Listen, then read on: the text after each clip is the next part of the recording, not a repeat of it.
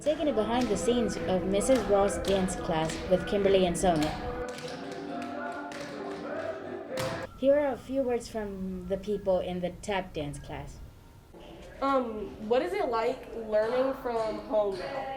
It's very different and kind of difficult with the Zoom, especially when the Zoom kind of just doesn't always cooperate a lot. Yeah. It's kind of hard. So, when you are at home, what does she tell you guys to do? Like, how do you practice there? She tells us, like, right now, we're tapping right now, and she tells us to, she gave us, like, boards, like tapping boards, so we don't have to tap on, like, regular carpet or stuff.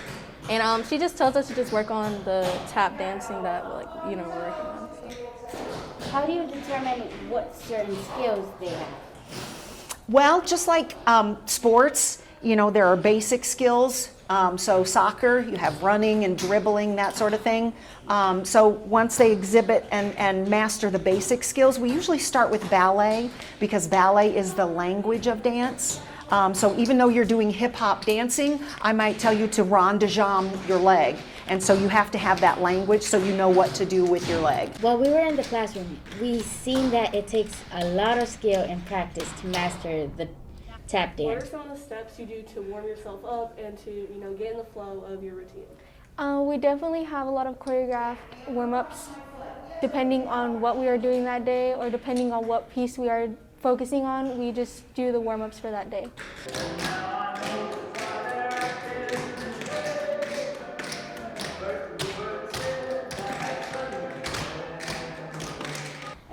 So how do you pick the music? I just listen to a lot. I listen to a lot of music. This piece that we're tapping to right now, they were interviewing Loudon Wainwright, and he just recreated a bunch of music from the 1920s and sort of put a modern spin on it. And this is just such a happy... To tap dance, you absolutely have to hear the feet. To wrap this up, we would like to thank Ms. Ross's dance class for allowing us to film her. We would like to leave you with a short clip of them dancing.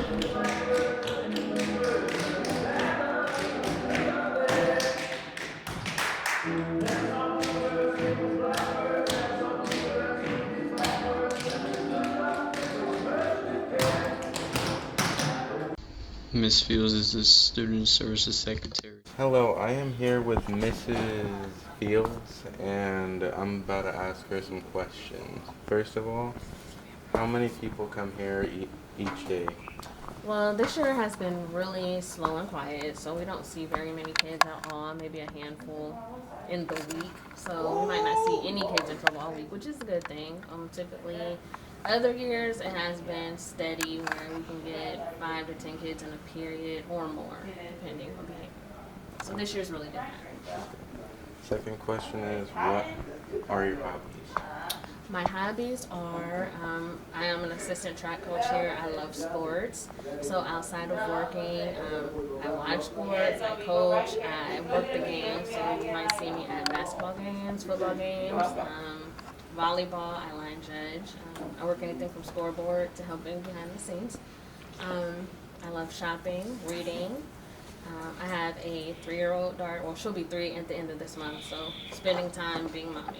That's what I do. Third question is, what is the strangest thing you have come across? The strangest thing working in this position? Yeah. Oh, we could probably write a book on the strangest things. I'm trying to think. I just think it's a lot of teenage drama and sometimes a lot of petty stuff. But I will say we do get a lot of just petty behavior and incidents where it's name calling or eating in class or things like that. Okay. Fourth question is, how long have you been working at Southside? I have been at Southside a little over 6 years. Okay, and the fifth question is, what jobs have you had before this? Okay, prior to coming to Southside, I worked at Lincoln Financial Group downtown. It's insurance. I was a licensing specialist, so I made sure our agents were updated in their education, were licensed properly. I worked in retail. I've worked in the medical field as at Parkview, working with pediatrics as well. Mr. Sheppard teaches students how to play tennis. A few more questions. What do you enjoy doing at Southside? Well, I'm a teacher, so I obviously enjoy doing that, but more than that, I enjoy just being out in the hallway and talking with kids, kind of giving them a hard time as much as I can. What do you think about this year so far? Well, this year's definitely been a weird one, especially with us being all virtual at times and then coming back, and not sure if we're going to go all the way back to in person, but it's definitely been a learning year, I think, for both kids and teachers. How old are you? Ooh, solid question. I am 26. Wait, no. What year is it? 25. Okay. Here's Julian interviewing Avery. Hello, I am here with Avery. How are you dealing with COVID? I'm dealing with it good. What are you doing right now on school? I'm following traffic laws and wearing my mask. Would you prefer virtual or in-school learning? Virtual. Okay. We want to start off by your name. What's your name? Lincoln Morgan. What grade are you in? I'm a 10th grader. Okay. First question. Do you feel like you genuinely need this class? Yes. How? Why? Because it can help me in the long run, like if I want to be a scientist or something, if I'm an electrician, I need to learn, physics and, algebra. Okay. Do you feel like your teacher explains it well to you? Yes. Okay. And do you like the teacher? Yeah, he's alright. He's good. He's just a normal teacher. First off, what's your name and what grade are you in? My name is Shamora and I'm in 9th grade. Okay, and on a scale of 1 to 10, how do you feel about this class? Like, is it hard? Is it easy? I give this class about a 9.5. It's not that hard anymore. How do you feel about his teachers that, like, can you understand when he's teaching? Like, do you understand when he's teaching, or it takes you a while to understand when he's teaching? Yeah, I understand when he's teaching, but sometimes he goes too fast and sometimes he goes too slow, so it's like a neutral class. And how do you feel about your classmates? Like, do they intrigue when the teacher's teaching? Do they help? Do y'all help each other? It's a sometimes, because sometimes I can be the only one talking, and then sometimes it just like a silent class, or it just be like a noisy class. It just really depends on which day it is. Do you consider your job to be hard? Yes. I believe to be a teacher and do what's necessary for your students, it takes a lot of things that most people don't even know what's going on. Like what you see is, or what most people see is, teacher standing in front of a class or running running a group or something in class. But there's a lot more to that. So yeah, I mean, yes. But I want to say, when you say hard, I choose to do it. So the work isn't hard, it just takes time. If that makes sense. I enjoy it. Like, I don't even know I get paid to do this, sort of.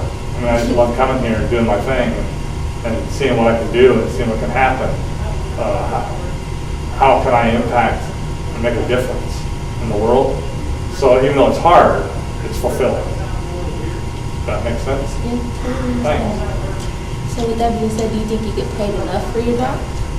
I feel like I'm very fortunate to have a job where I get paid. So I've always been thankful for what I have, and do I think that,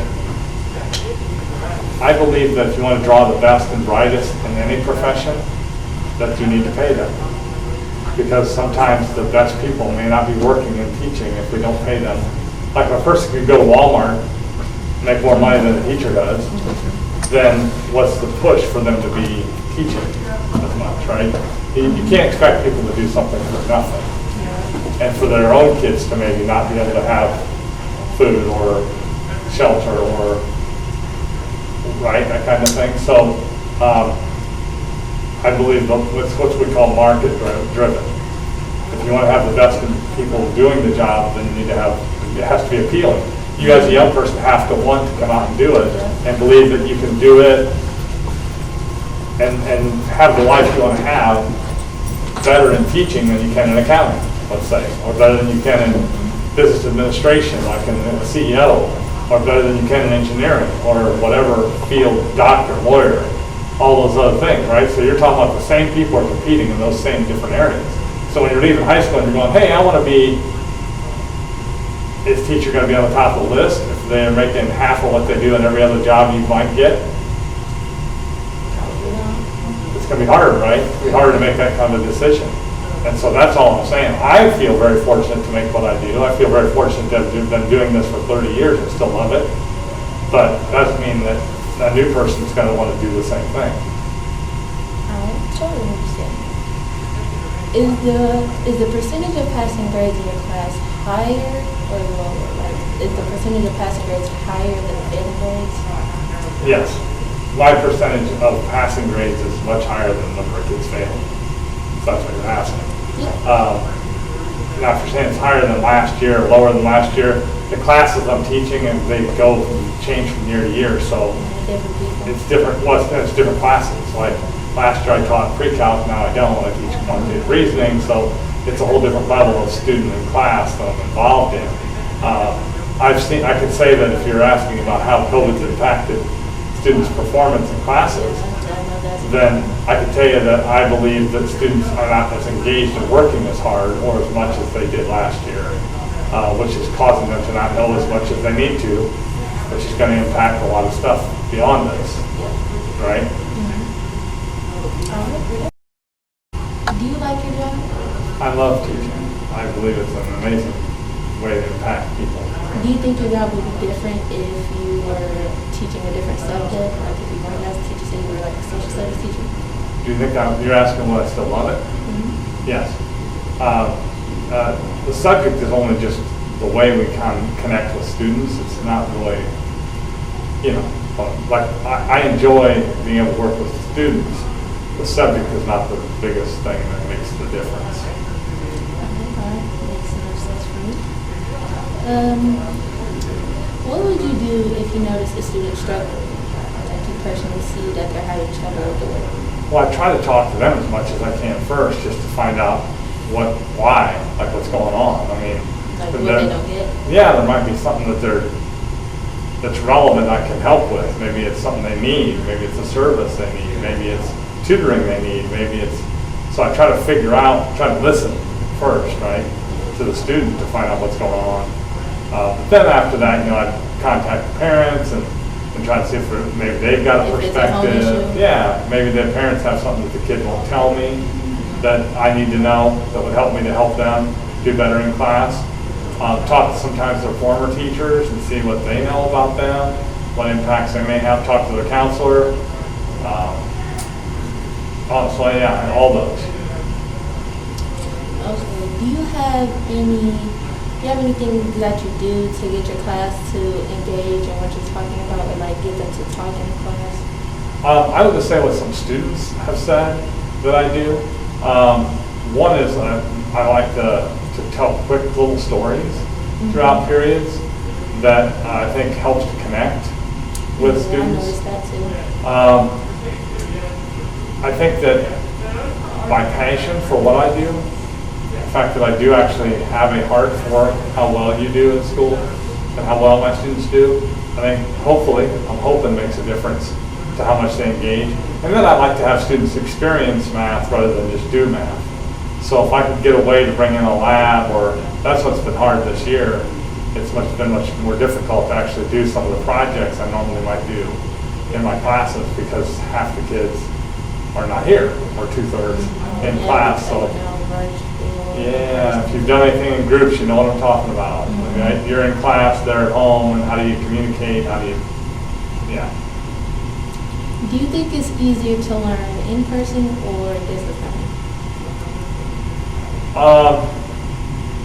I really think it's kind of like when you talk learning styles. I think it's just different for different kids. But I do believe that if you need help with the subject, it's much more difficult to learn it without being in person.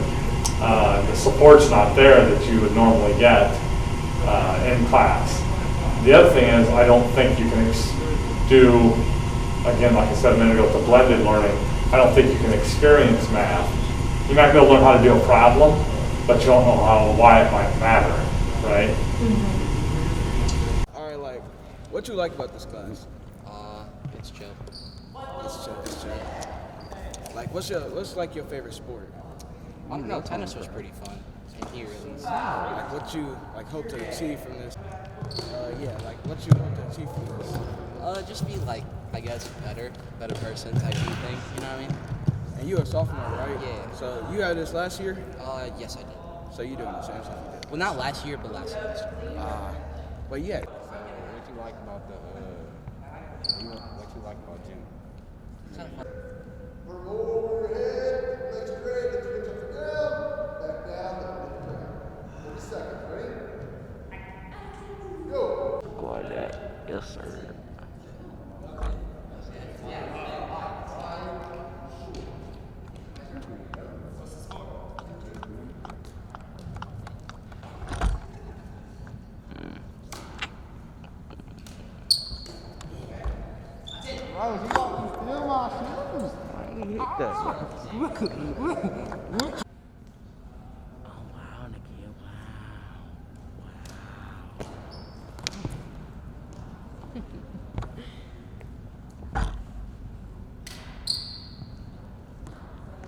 One of us should be out there. We recently visited Mr. Piazza's pottery class. Upon entering his room, we saw many pieces of art. Geometric type representations of it. And then the second is a contemporary artist named Ron Buick. He's highlighted it. It doesn't have any style. It doesn't seem very expressive. It's just like a copy of reality. It's not very good. So part of the way we judge an artwork is our own personal value of artwork. These two artists. So stylized versus naturalistic, realistic, those are kind of the vocabulary terms today. So you would need to be able to, if I showed you an artwork, you would need to know the difference. Is it stylized or is it more realistic / naturalized, naturalistic, whichever of those words you want to use for it. Problems starting out in the wheel with centering. So that'll probably be most of the period talking about that. We'll probably have another kind of art criticism, art history type assignment tomorrow talking about some more work to kind of get that assigned out. So that's kind of where we're going. But that's all I'm saying. Thank you for tuning in. You want to sign off? Everybody have a good morning. And I'll see you all tomorrow.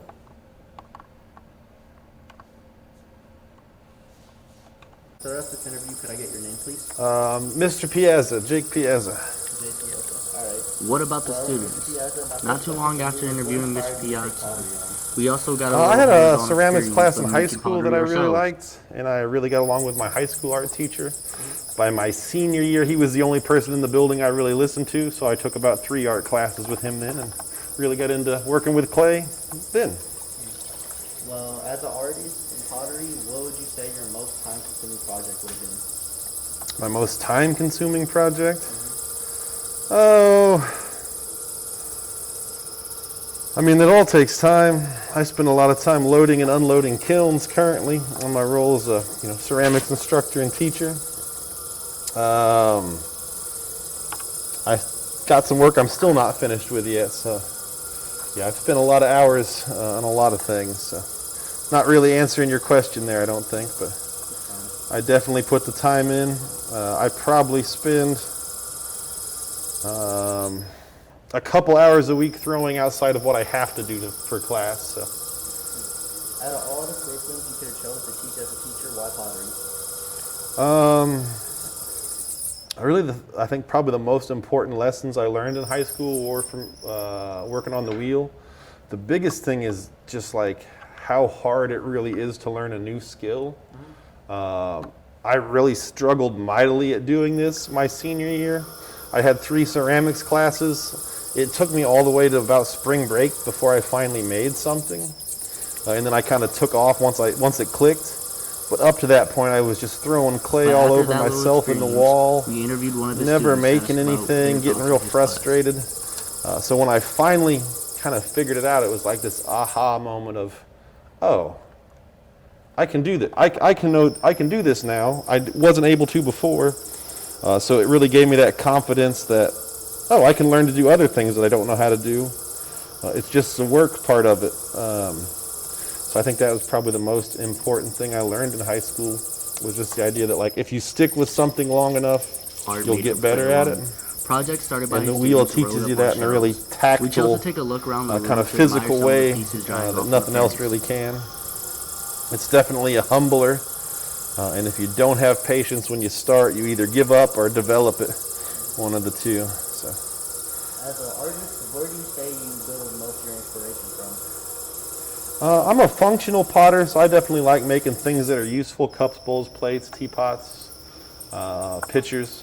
So I'm of the kind of aesthetic philosophy that function is form. So things should look and kind of relate to and function how they, they look.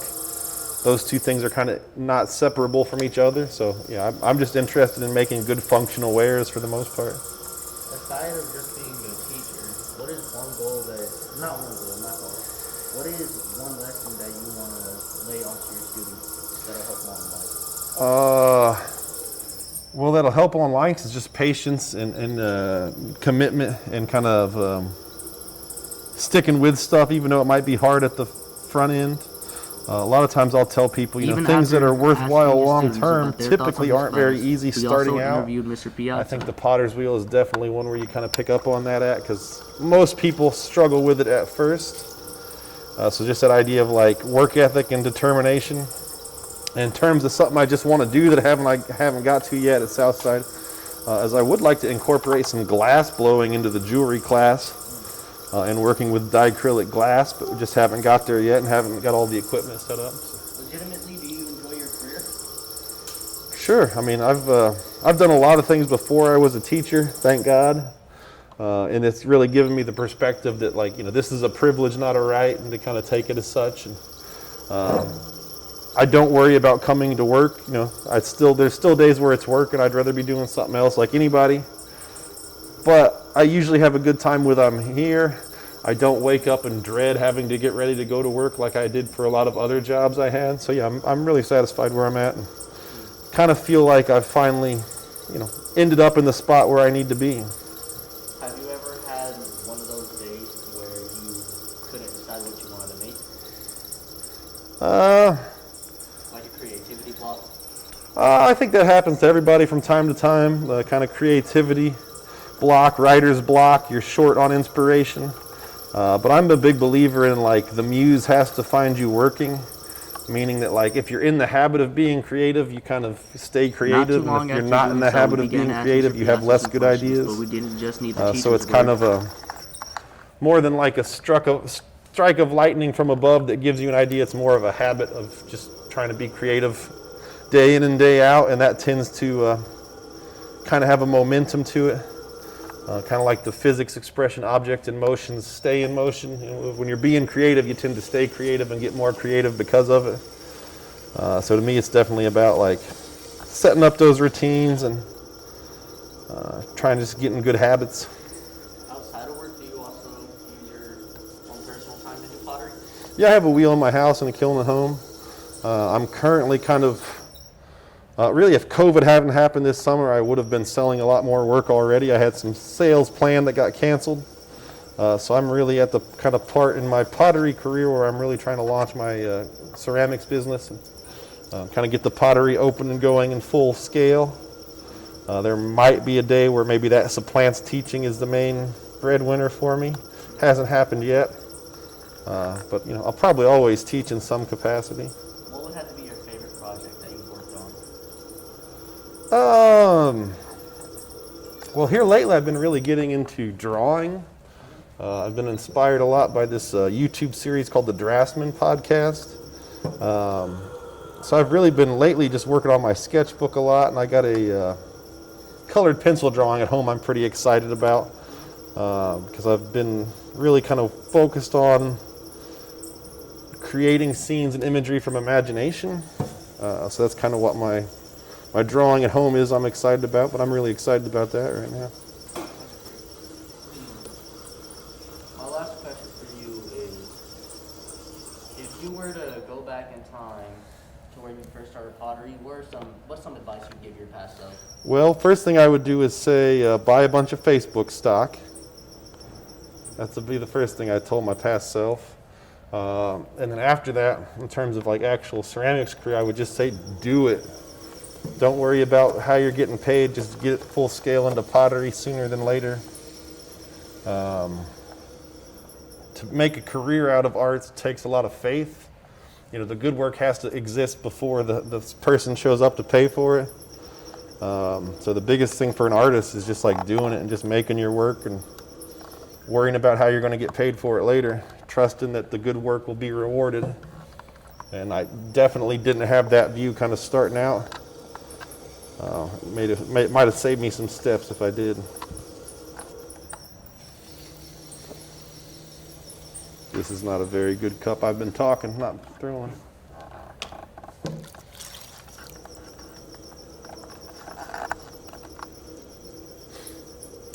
So, got all the questions out of the way? Got any more questions? Alright, so what was your first thought when you entered this classroom? My first thought was, wow, this is a cool classroom. Do you find any inspiration when you see other students' art in the room? Yeah, like that one. You should show that one to me. That one on the top shelf. The head? The head, that's really cool. No, you showed it. Yes, you really? Oh, well, that is really cool. I think if I get that talented, I could do that. I'm just kidding. That seems really hard. That's sick. Alright, what's the most difficult project you've worked on in this class? SpongeBob. She's only did one. You only did one? Yeah, because I'm in this semester. So how are the wife and kids? They're pretty cool. Kids? They're pretty cool. They're pretty cool. They're in my basement right now. But Oh no, not the basement. I'm not editing that out. Shoot. Hey, Mr. Franks, how are you doing? Good, how are you? I have some questions for you that I'd like Okay. to ask you. The first question is, what inspired you to become a gym teacher? What inspired me to become a gym teacher? Well, I wanted to be a teacher, so I wanted to be a PE teacher because, one, you get to be active all day. I get to go outside anytime I wanted to, and I get to wear shorts every day. That's a great answer. And I have another question to ask you. Okay, go ahead. How well do you think your college/university prepared you to do this job? I think it prepared me tremendously. I went to Ball State University, and it has a great PE program. Got me set up with everything I learned from there. Helped me. How's the hole? It was out. Right here. No, it was right here. It was out.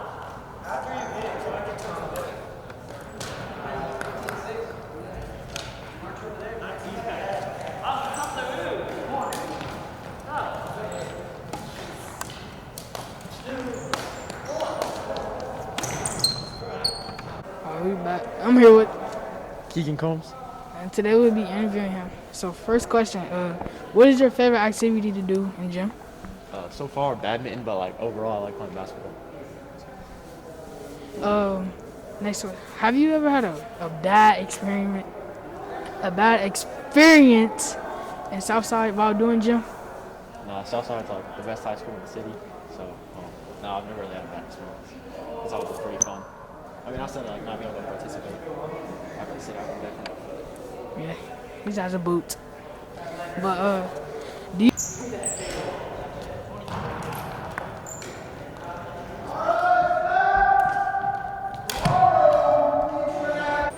Gotta come back. Yes, sir. 3-0. It's getting easy out here, folks. It's getting easy. 4-0. Uh-oh. It's getting easy out here, folks. Okay, that's fine. 6-0.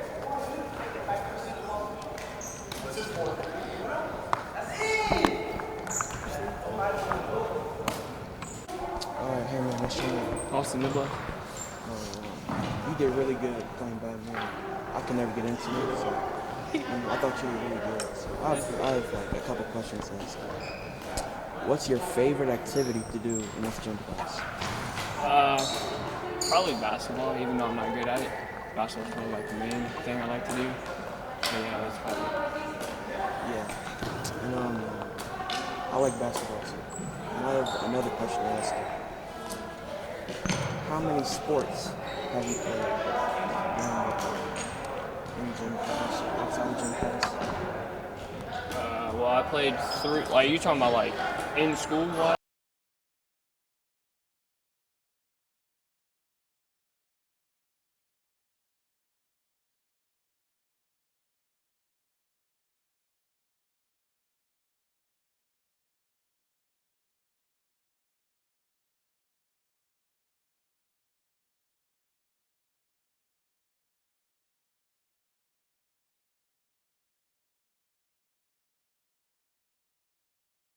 Ross teaches both dance and choir.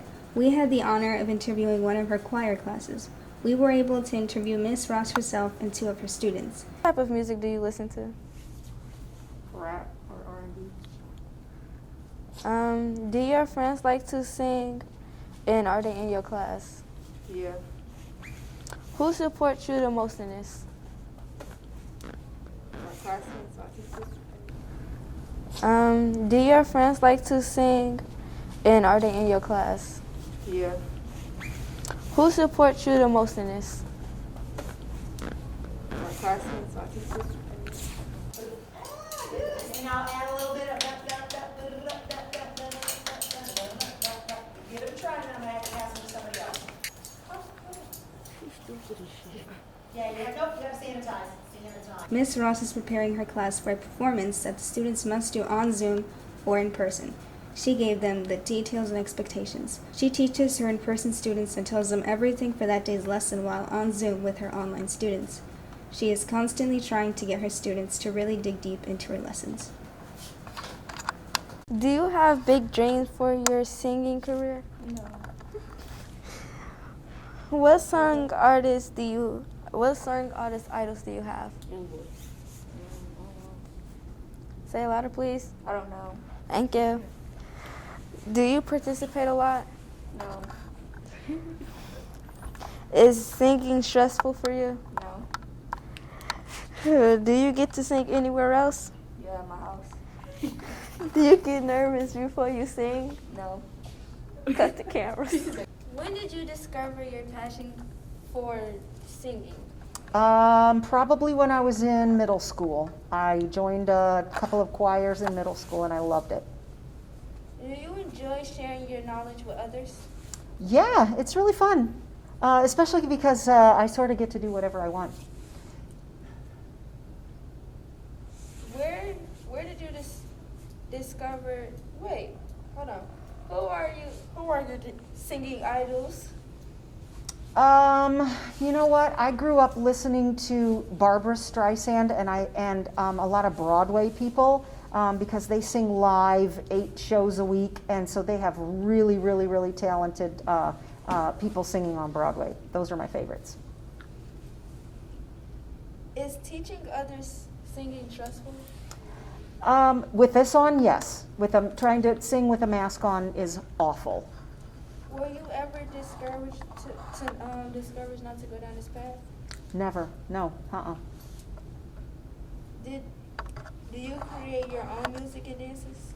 I do create the dances. The music I buy, and it's arranged for students to sing. So if we want to sing a song, we need to make sure we pay the artist that wrote it. So those are called royalties. So if we're going to sing someone's song, we have to make sure we pay them. Who inspired you to go for this path? Probably I had 4 different choir teachers when I was in high school. My junior year, she was the best. What are your big hopes for the future? To actually do a live concert.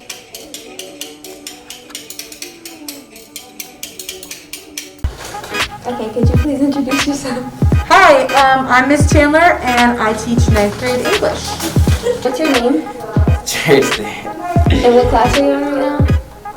Miss Chandler. We decided to interview him because he stood out in the class. He was the only one really engaging with Miss Chandler. What's your name? Miguel. And what class are you in right now? English, Miss Chandler. What's your name? Kanye. And what class are you in right now? Miss Chandler. When did you know you wanted to be a teacher? Oh God.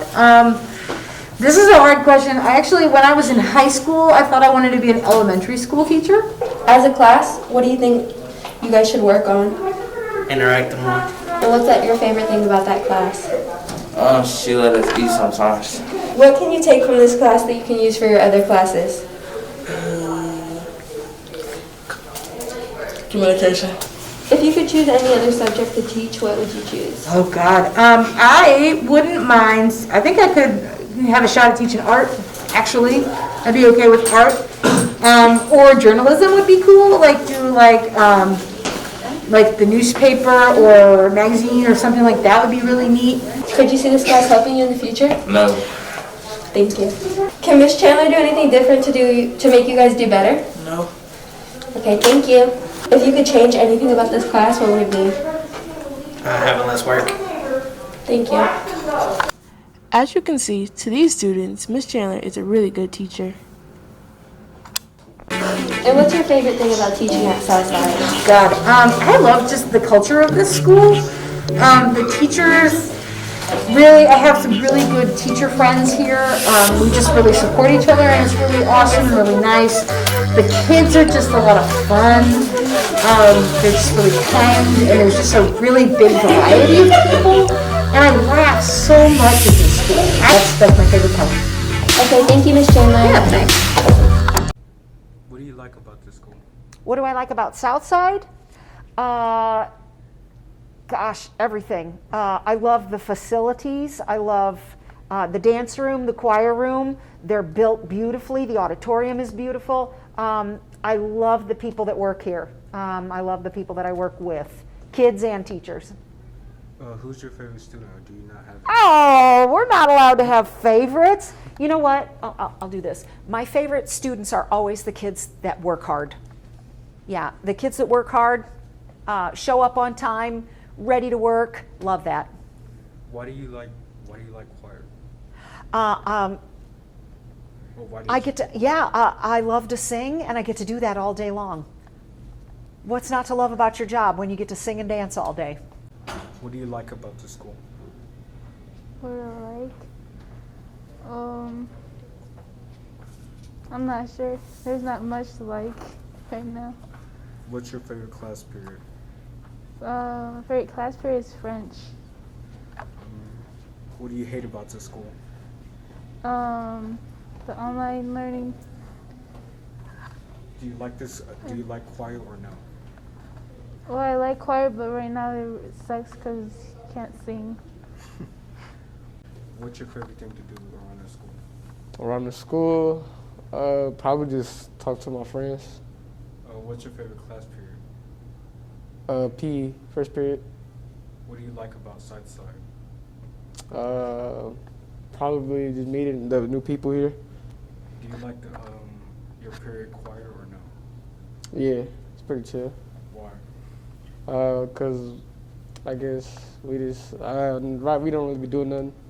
Yeah, so it's pretty chill. So we started the interview by interviewing 9th grade teacher, Mrs. Chandler. I think I was kind of destined to be an English teacher. When I was in like 6 years old, I was actually in the newspaper for reading 250 books in a summer reading competition. It wasn't a competition, it was just like a summer reading program. And so, I was like Fort Wayne famous on front page of the living section of the Journal-Gazette when I was 6. I always loved to read, always loved to write, and my favorite teachers when I was in school, some of them were like totally like life-changing teachers, were all English teachers. And so I'm also really crazy and I love hanging out with teenagers. So high school is always where I wanted to end up. What's the best thing you like about working at Southside? I love just, it's kind of cut short with like COVID and stuff this year. It's a weird school year, but I really just love I love the culture at this school. Like there are fabulous, like really, really helpful kids. The staff have been, it really does, I'm wearing my family sweatshirt today. but like it really does feel like everybody kind of is together here for a common reason, and I just have so much fun. I have so much fun here. I laugh more at this school than I've ever laughed anywhere, just because people are willing to they're willing to be silly, and I love that. Luckily, she was very talkative, which helped us out a lot. I have been teaching, I think this is my 9th year as a teacher. How many years have you been teaching at Southside? This is my 3rd year teaching at Southside. Before that, I taught at a high school in Albuquerque, New Mexico. How many years did you go to college? Okay, so I spent 4 years at Ball State doing undergrad, and I didn't graduate with a teaching degree. I got a bachelor's in English, in creative writing, because I just liked to write. Unfortunately, that's not the easiest to get a job with, and so a few years later, I went back to school to get a teaching certificate. So I probably spent another 2.5 years doing that. But because I already had the bachelor's, I could go and do just teaching classes to learn how to be a teacher. So it's about 6.5 altogether. What is your biggest pet peeve about working at Southside? My biggest pet peeve, I think the only thing that I don't like is I don't like how late we start. I wish we started, when I was in high school, we started earlier, which I know that you guys would probably appreciate. Sometimes it's still even hard to get here by 9.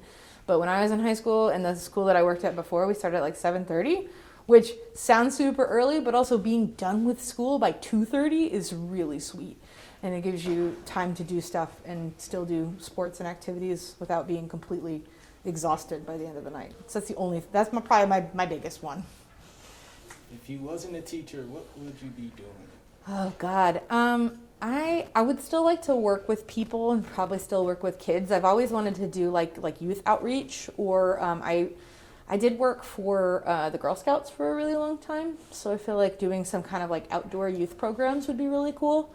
I've always wanted to work at a nonprofit.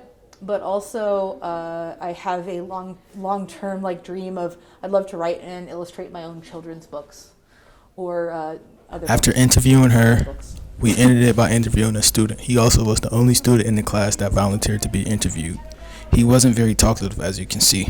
Oh jeez. Below 20. I've had a lot of teachers.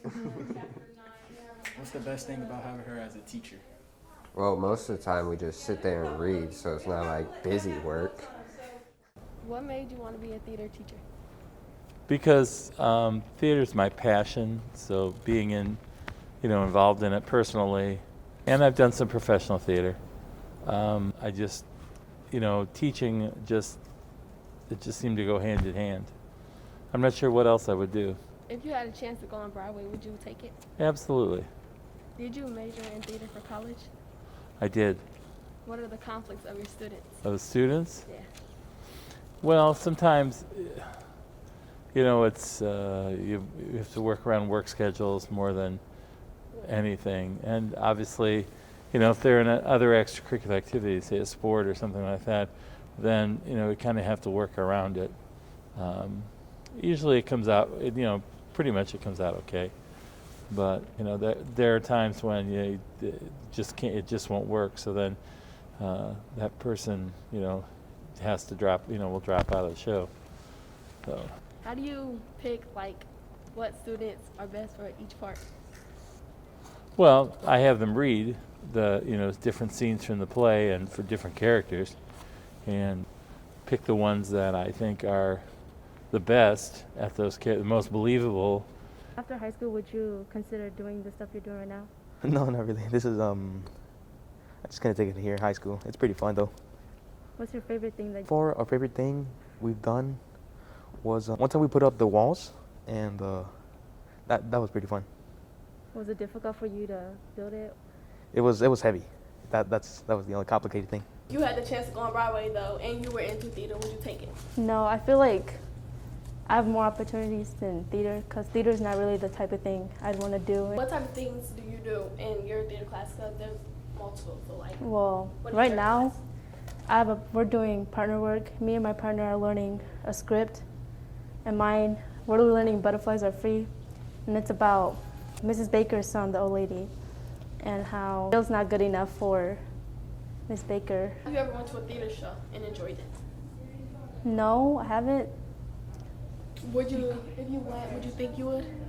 I feel like I could if the play was interesting, and I feel like I would get into it. If a student wanted to become a theater teacher, how would you help them get there?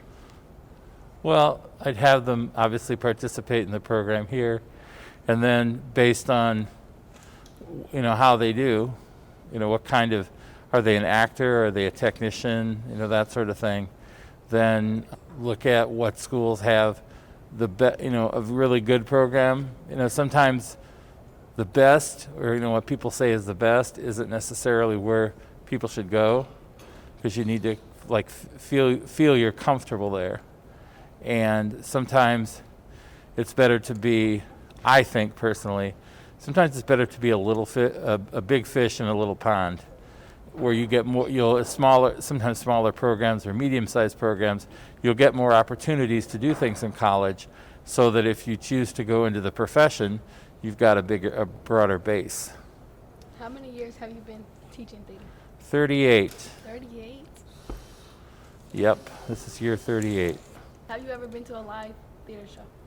Yes, lots of them. What was it called? I've been to lots. Here in town, I've been to Chicago, New York, London.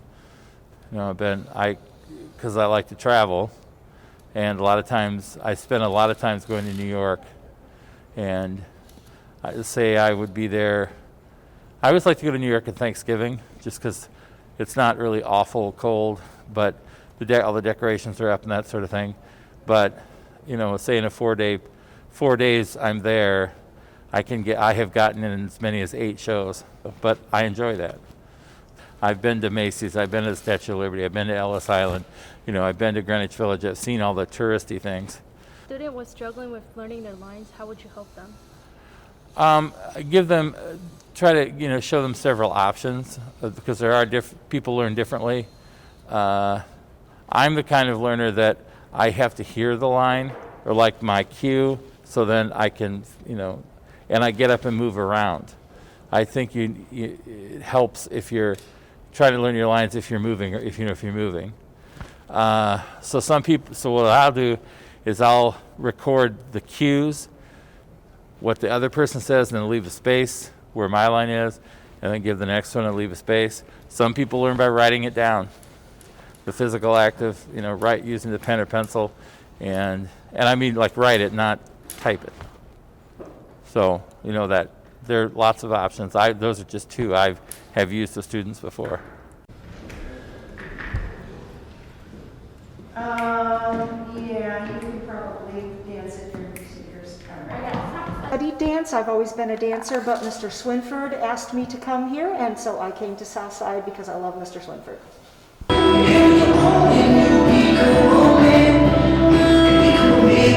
What's the hardest aspect of teaching during the pandemic? Yeah, trying to learn dance routines on the computer is a nightmare, because I need to be able to see the dancer. I can't give you credit for doing the work. There we go. Turn those cameras on. And Christina, unless you're dancing on the ceiling, you're going to tilt that so I can see your face. Aylin, unless you're dancing, you're not in dance class. So if all I see is your eyebrows, you're not here. Make sure I can see you. All right.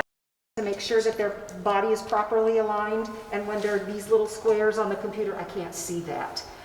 So that's really difficult. Do you feel like you will be fully prepared when the performance comes?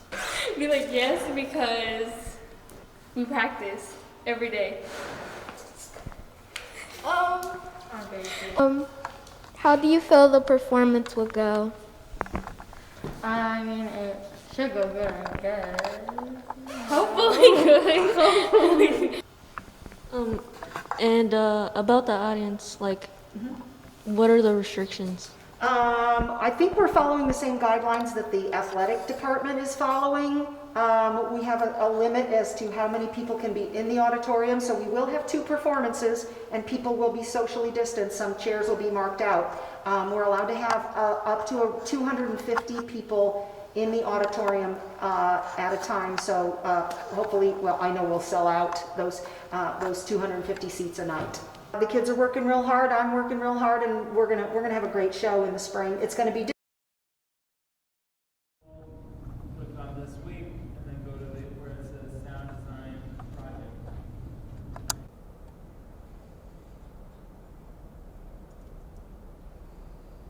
Hello, today we're here with Mr. Volz, our theater teacher. Can you explain what students do in your class? Well, we have two classes here, or offer two. One is theater arts, which is like acting, learning how to act. So you do scenes, monologues, that sort of thing. And then the other one is technical theater, which is everything backstage, the set, building the sets, the lights, costumes, things like that. Okay, and how long have you been teaching? This is year number 37. Oh my goodness. No, 38. I'm sorry, 38.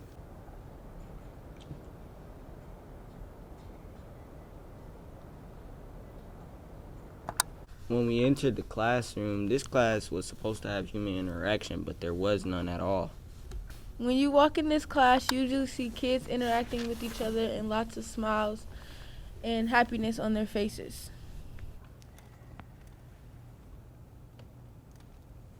How long does it take to prepare for a play? I usually like to allow for a play 6 weeks of rehearsal, 7 total, 6 weeks of regular rehearsal, and the 7th one is where we put all the technical stuff in it, the lights and sound. Okay, what do you think students find most fun in your class? Well, I think that they get, it's a little more laid back than, other core classes. We don't have, like for now, especially with COVID, they're sitting in seats in the auditorium, where in other classes, they're in a room and a desk, and it's just, it's just a different kind of subject. Yeah. What are the different tasks the students have to do? Well, again, that depends on which one they're in. If they're in theater arts, where it's acting, their big responsibility is to make sure that they get their lines memorized and that they've created a character, so it's not just them reading lines. That as the audience, we can believe that you are playing an old woman or an old man or a crazy person. Okay. How does the virus affect your class? Well, we can't be in the actual classroom, and then when they go to perform, they have to be 6 feet apart. It was a hassle. We got it done for the fall play, and we're figuring it out for the musical. But it takes all the fun out of everything, I think. Okay, what goes into making the sets? Well, first of all, you have to look at the requirements the script gives. If they require a swimming pool, then clearly we can't just dig a hole in the floor and fill it with water. So you have to figure out a creative way to do it. And happiness on their faces. Because of Corona, they are acting like they're scared of each other and they don't want to do their work. What is one of your favorite plays you have done with your class out of your 38 years of teaching? Save the best question for last. I would say, because this is my second time back at Southside. The first time I was here, we did a play called The Grapes of Wrath, which is based on the novel by John Steinbeck. And I just happened to have a phenomenal group of actors, just really good. So I guess I'd have to say Grapes of Wrath. Okay, thank you. How has COVID affected your experiences in this class as a freshman?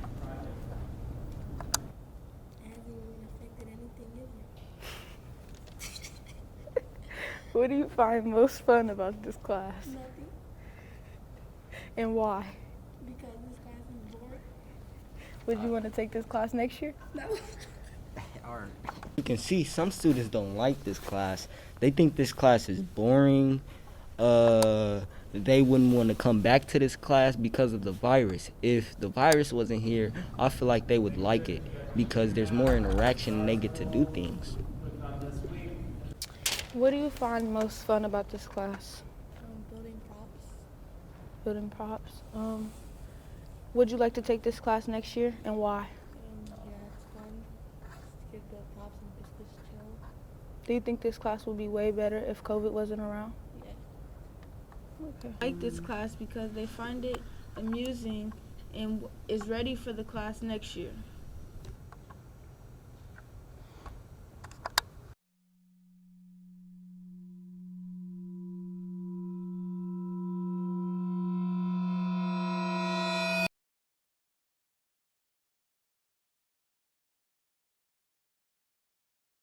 So you've been a teacher here at Southside for how many years?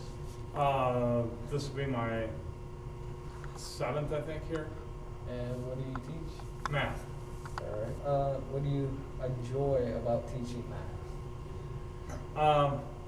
I guess it would just be having the opportunity for kids to experience math, like see how it works in the world, right, around them.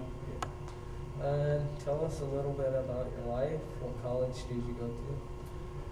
Well, I graduated from Ball State in December 1990. That was my undergrad, my bachelor's degree in math, and then got my master's at Indiana Wesleyan in 1998, and then my admin via a principal's license in 2006. Okay, and do you have any kids? Yes, I have 6 kids. I don't know what you want to know, but I have 6 kids that range in age from 34 down to 11. When are you thinking about retiring? Oh, I always joked I was going to teach 10 years in every high school, so 50 years in Fort Wayne maybe. So maybe about 100. I may retire on 100. Is there anything you'd like to change about Southside? Anything I'd like to change about Southside? No, I just wish that all students would get involved in something. High school is a unique time for young people. You don't normally have full-time jobs, so it's one of the few times you're going to be able to just do things that you might be interested in. So if you don't have something that's available, then you just need to find a teacher who can help you to do it, right? Alright, is this your favorite class, and why or why not? I won't say it's my favorite class because it's mostly learning. I'd like to say my 5th period class, which is just behind us, which is Mr. Baker's class, is probably the best. Only because we have a lot of conversations rather than just learning. We have conversations that are quite interesting and fun. Alright, do you enjoy the subject that you're learning? I think it's an enjoyable subject, but sometimes it still has that struggle and pullback feeling where it's hard this time. Do you think it will benefit you? Why not? Well, of course, I think math will benefit me, of course, because math in itself is just helping us understand how to solve harder puzzles, you know?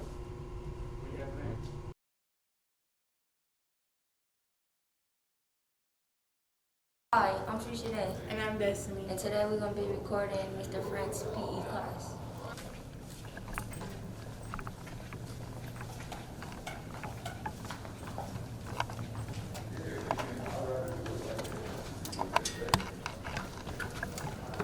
This is Mr. Frank's PE class. Go on. Okay, Mr. Frank. Yes. What exercises do you do? What exercise do I do? Yeah. Well, let's see here. I do a lot of exercise. I do push-ups. I try to do 100 push-ups every day.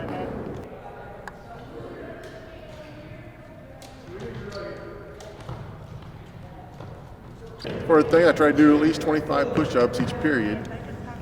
So I try to get at least 100 push-ups in each day. Okay. What's your name? No. Okay. Do you actually exercise at home? Why not? It's dumb. It's dumb? Okay. Do you like this job? Do I like this job? Yeah, I like this job. It's challenging sometimes, but yes, I do like the job. Hi, what's your name? Shaylin. Okay. I'm going to ask you one question. Okay. Would you rather have this class or a different class? Different class. Why? I just don't like it. Same. I ain't like no gym. The body coach, I watch him and work out with him. He's really good. I have the kids do that workout as well. I like him. He's good. But I do workouts like upstairs in the weight room. Hi, what's your name? Huh? Isaiah. Okay. I'm gonna ask you one question. What sports do you like? Football. Why? Played it since I was little. Brianna, I'm gonna ask you some questions. Do you like being lazy?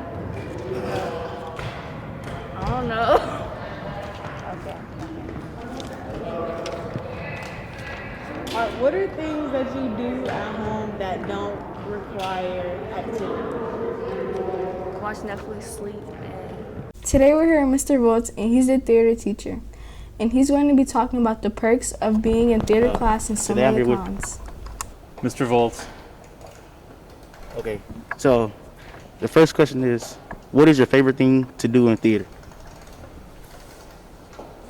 Act. I like to be an actor. I like directing too, but I always like acting more.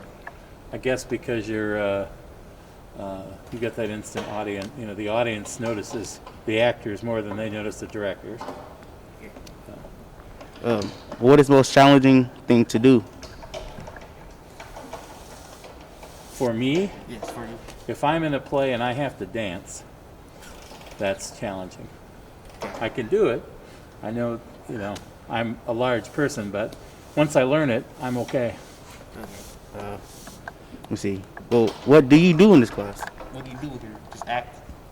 Well, we have two different classes. We have acting class, and it's called theater arts. And then we have technical theater, which is all the stagecraft stuff, backstage, building the set, lights, sound, all that, costumes. Okay. How have you handled your classroom this year? I'm sorry? How have you handled your classroom this year? Well, it's been very challenging, trying, especially with tech theater, trying to do that virtually. You know, it's tough to build a flat or a platform or paint it online. So it's been a challenge. How do you connect your lessons to the real world? Well, the theater is, you can get lots of jobs that can be had, and especially, well, certainly acting, but especially tech. If you're a good technician, then you're easily employable. Do you use your imagination in the everyday life? Absolutely. You know, I think people of my generation, when we were kids, we didn't have all the stuff that you kids have now. You know, we didn't have cell phones and games and all that stuff. We just had to use our imagination. You know, I just talking to a friend the other day about it. You could give us a refrigerator box, and we could do lots of different things with it. Okay. How does theater reflect and influence society? Well, the theaters is to inform. The job of the theater is to inform, and obviously entertain.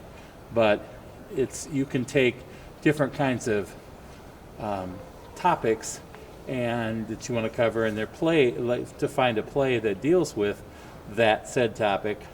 You know, then you're educating your audience on it and helping spread the word of, you know, whatever it is you're doing. Okay. And last question. Do you enjoy helping set up the theater? Absolutely. As I always tell my students, theater is my passion. I don't know what else I do. I've thought of that before, but I don't know what else I would do if I didn't have the theater. Okay. Thank you. You're welcome. As you can see by the way he's talking, he really enjoys his job. For sure. How are you doing, Mr. Baker? I'm good. I'm good. You? Good. I'm good. Yeah. You do teach social studies? Yes, I do. Yes. How long have you been teaching social studies? So at Southside, I think this is my 8th year. I think overall 29 or 30. That is a long time. That's a long time. Yeah. That's a very Do you ever get bored of teaching the same? It really genuinely seems that Mr. Baker's very interested in his class and has a genuine excitement to teach. Well, then it's not history anymore. Well, it kind of is because it's in right. No, I do. There are some parts of history that are just flat out boring, but there are other parts that I enjoy teaching every year. And what are you guys learning about right now? In this class, this is theory of knowledge. So we're just trying to figure out exactly how do we know what we know and what's the process for breaking down knowledge and categorizing knowledge.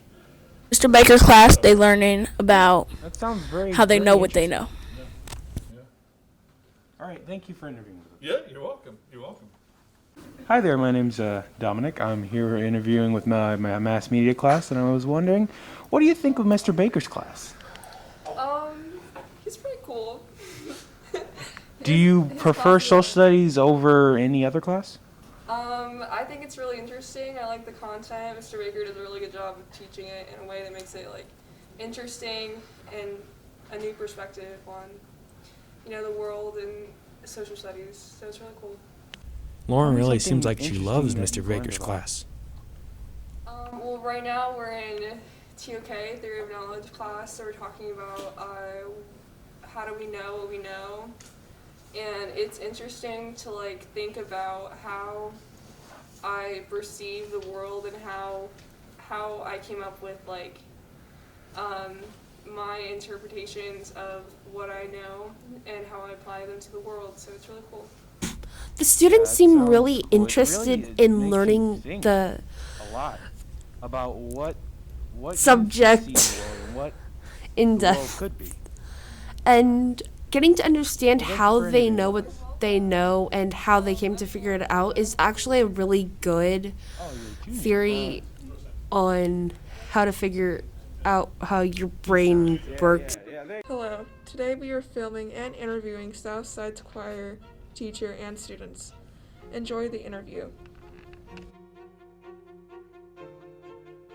We'll start off by hearing from the teacher herself.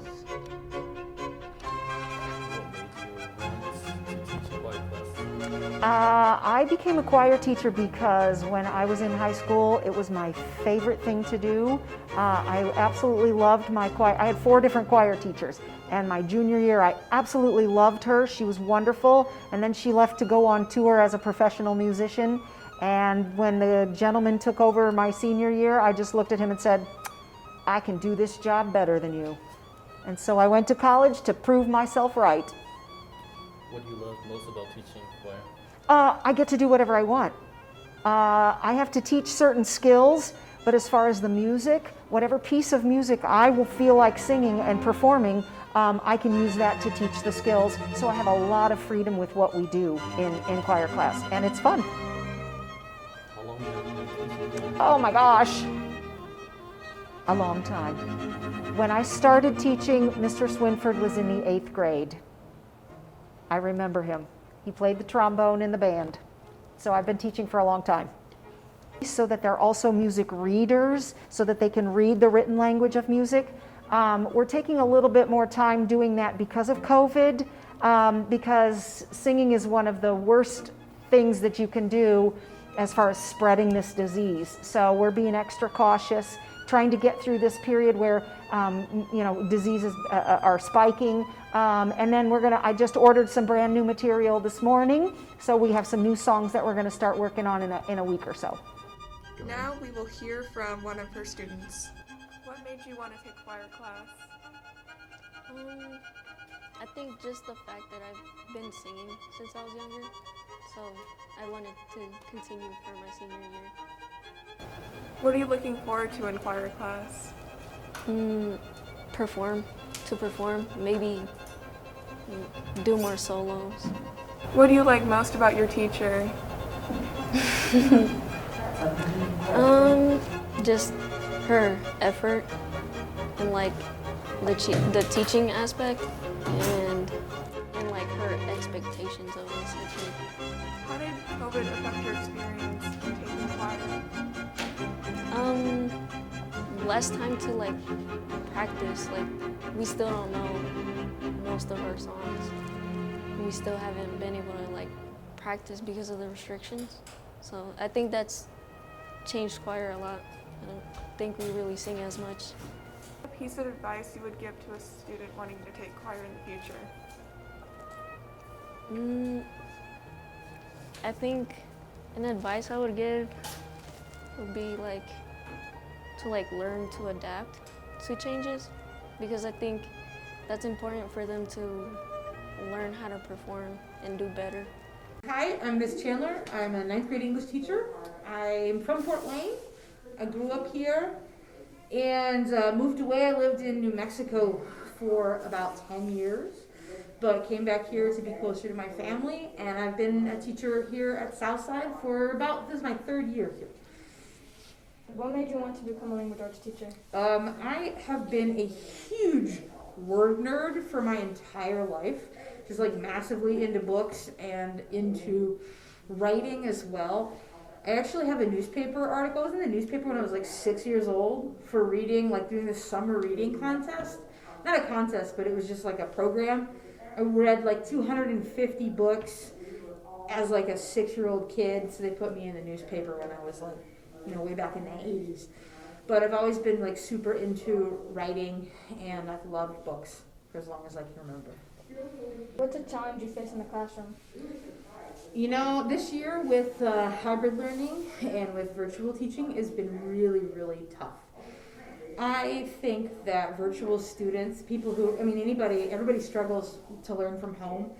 And especially the all virtual students, they really struggle to feel like they're a part of the Southside community, which is the best thing about this school, is like the people here and like all the cool stuff you get to do in high school. And so it's really tough for me to try to make sure that those kids still feel like loved and connected to, even when they're far apart. So it's hard to stay motivated. It's hard for me to stay motivated when I have to work from home. So I'm really worried about them. What were some successful teaching methods you've used? I believe first and foremost in making connections first. I have absolutely no problem making kind of an idiot of myself to make my kids laugh. And I feel like if I'm willing to be vulnerable and be funny, or I think I'm funny, I laugh at my own jokes, but if I'm willing to like make kind of a goofus of myself, I hope it will encourage kids to take risks. And I also really like to break stuff down. I like to give kids opportunities to like explore stuff and to make those kind of real world connections to things, because it's so much easier to study something like Shakespeare, which is like 600 years old, if you can find a way to tie it into your life and make it relevant now. How would you offer support for students of different learning levels? Oh man, I've actually taught kids a bunch of different levels. I'm a special ed I have a special ed teaching license as well as a regular ed teaching license. So I'm kind of the queen of breaking stuff down, and I love to spend like one-on-one time and take the time to really help kids, and to whether you have different reading levels, higher or lower. There's stuff that one-on-one support can help for more advanced kids as well. But really, just again, I think it really comes down to that relationship piece. And because learning becomes a partnership at that point. And so if you guys bring the willingness, doesn't matter who you are, what level you're at, I can teach you something. And the last question is, why do you think students need to learn English?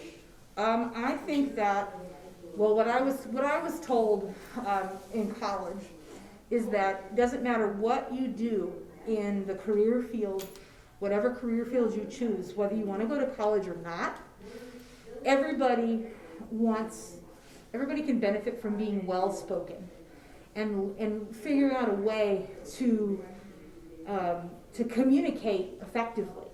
Whether that is making sure that if you're on a construction site and you have to make sure you give specific directions. The details are important. And I think with English, whether it's reading and choosing and picking out those details, or writing and paying attention to what you're writing and how you're saying something, can really make a difference in the way you communicate with people. So writing and reading and English class in general, English is a study of how we are connected with each other. So it's important no matter what. Thank you. Do you think what's being taught to you in class will be important or useless to you in the future? It's going to be important. Do you enjoy language arts? Yes. Do you like the way a teacher teaches? Sometimes. Do you think her teaching methods help? Kind of. Do you find language arts easy or hard? Both. Why is that? Because sometimes what we do be easy, and then other times they be complicated. What's your favorite thing to study in this class? I don't even know. What's your favorite book? My sibling. Do you like your language arts teacher? Yeah. Can I ask why? Because she's funny and understanding. Okay, thank you. Do you think what's being taught to you in class will be important or useless to you in the future? Useless. Do you enjoy language arts? Not at all. Do you like the way your teacher teaches? Kinda not. Do you think her teaching methods help? No. Do you find language arts easy or hard? Hard. And why is that? Because I'm failing. What's your favorite book if you have one? I don't have a favorite. No. Alright. And last, do you like your language arts teacher? Yes. Why? Because she's nice. So today we have Mr. Piazza. We're going to ask you a few questions. Sure. Okay. The first question is, what inspired you to be an art teacher? Actually, the way I've been answering that question lately is I think I was damned to be an art teacher, or doomed, maybe is another way to put it. My mother was actually an art teacher, so I grew up in an art studio. When I had my first art class in like second grade, it was like a moment of like, oh, this feels normal. This is like my home. So I've just always taken a bunch of art classes, and it never felt like there was a choice in the matter. It's just what I was supposed to do, I think. So it took a while to come to terms with that, but I don't know if it was a choice anymore. Okay. If you wasn't an art teacher, what would your career choice be? And I even, still have aspirations to do this. I would probably be a functional potter. If I would do anything else, I would just go full-fledged into production pottery and try to make cups, bowls, and plates and other, functional wares and do that, which is still something I kind of moonlight as. But that would probably be my other option. Or maybe bricklayer, mason, something like that. Okay. What is your favorite art piece? My favorite art piece that I've made that exists in the world of all time? It's a tough question. I have lots of different favorites. It kind of ebbs and flows. I'm really big on a guy named Alex Gray, who is a painter and graphic designer who does a lot of kind of like new agey, hippy-dippy looking stuff. So probably some of his drawings or paintings would be my favorite at the moment. But yeah, just depends on what day you ask me, what answer you get to that question. Okay. When did you realize you wanted to be an art teacher? There was a point I was working in a construction office, kind of doing bid coordination, so like calling people and checking prices and, hey, could you do this job for this? And I just kind of had an epiphany, and it dawned on me, it's like, oh, if I have to talk to people all day anyway, I should probably be talking to them about art, something I actually care about. So that was kind of like the thing that really made it click, even though I had initially went to school to be an art teacher. I didn't finish right away, so it took a little while of doing some other stuff to kind of figure that out. Okay. Earlier you mentioned that your mother was an art teacher, so was she happy that you decided to follow in her footsteps? As someone who's taught for 35 years, she knew it was kind of a bittersweet thing. Teaching is not always the easiest profession, so I think part of her was worried and sympathized and knew how hard of a job it was. But at the same time, I think she was happy because she sees that it's a good fit for me, and it's definitely a use of all the skills and all the things we've been doing forever. So I think, yeah, she ultimately was happy, but she also knew that it's not always the easiest road to haul. What is your favorite type of art to teach? Oh, ceramics, for sure. That's the class I teach best. That's the one I have the most fun doing. That's the one I stress out about preparing for the least. If I could just teach ceramics all day, I would, and not worry about it at all. So. This is Veronica, and I just have a few things to say about Mr. Piazza's class. When I first arrived, I noticed that the environment was very calming. It felt like the perfect place to slow down, reflect, and do some work. It was a great classroom environment, and everyone was doing work and getting their work done. He had light music playing in the background to help everyone get into the groove.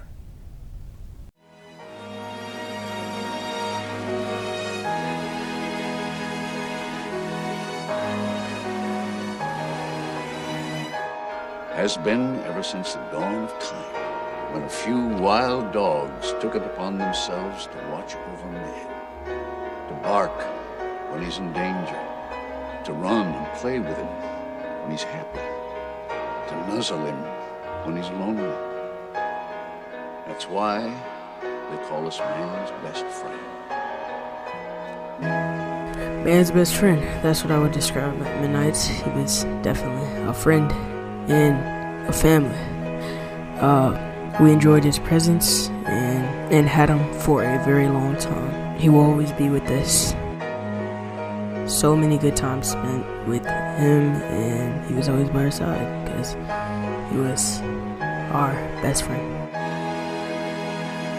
Beloved dog and his sidekick Midnight, always by his side, and he really brings out that Libby with his actual. Here's a picture with me and my brother outside in the snow.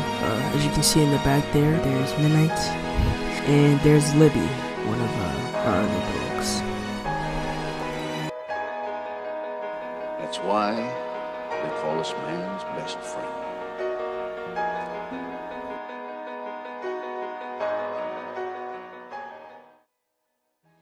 I feel like to start off the documentary about, Midnight, I should probably tell you about his backstory, his upbringing, and how he got introduced to this family.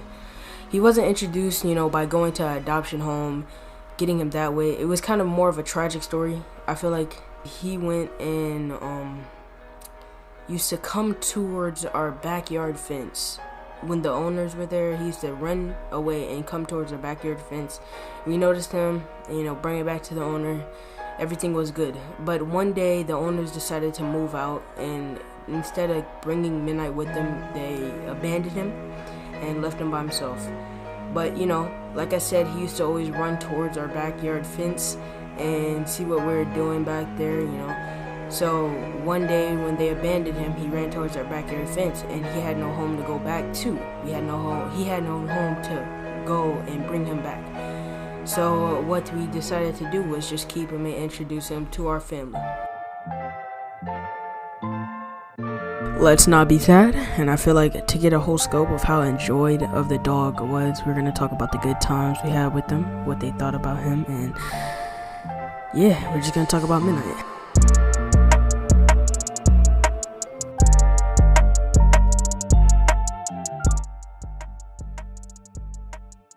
I like Midnight because he is he was good. He's playful, I guess. Okay. He lets me pet him a lot, and he does he likes belly rubs, and yeah. So he's very calm. He doesn't bite. Okay. Yeah. He was obedient. Yeah, he's obedient, and yeah. I guess walking. Out of everyone who known Midnight the longest, it would have to be my father. So I decided to give him a little interview on how he thought about Midnight's passing, maybe his best times, etc. He was a really good family dog. He was really good with kids, highly protective. He was loyal. Labs are usually loyal. And the fact that his size was big enough that he could be used as a good guard dog outside, right? So Midnight was good. Yeah, it was the family dog because like each story was he kept coming over to the yard, and so the kids took him. So it was a responsibility for the kids. It started off with Cyrus. Actually, that's who had the original assignment to Midnight. Cyrus, it was Cyrus' dog, and it got passed down to you. When Cyrus left. Smokey was our original lab. Smokey was the yellow lab, and as you know, across the driveway in the alley, there were two black labs that stayed at the neighbor's house. Smokey was a yellow lab, okay, and Smokey, I think that was one of the reasons why the little puppy was attracted to come over here because of Smokey, and so him and Smokey, They got along good. You know, there was a competition at first, you know, as it is. But Midnight being younger than Smokey, he just kind of, you know, followed underneath Smokey. So they were good together.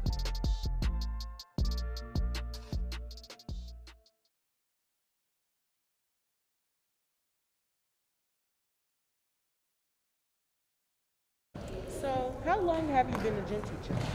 I have been a gym teacher for about 35 years. What made you want to become a gym teacher? My dad was a gym teacher, and I used to hang out with him a lot. And so when I'd hang out, I thought it was fun. So I just pursued it.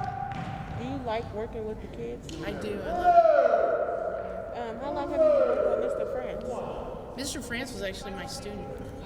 So I've been with him for a long time, off and on, right? But we came from Wayne together, so we've been together for, I'd say, 15 years maybe.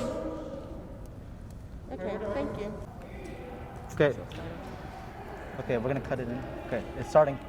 Can I ask you a question? How long have you been a gym teacher? 22 years. Do you like being a gym teacher? Why or why not? Yes, I like being a gym teacher. I get to come to school every day dressed in t-shirts, shorts. Get to play games all day. What skills being taught?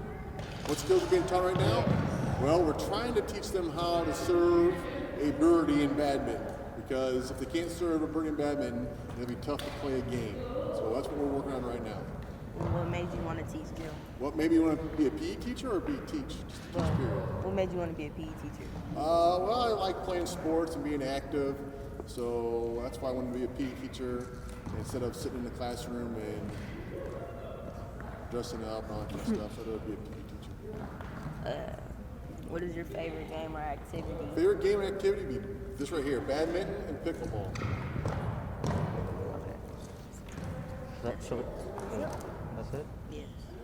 But we also get some B-roll, which is like basically teaming.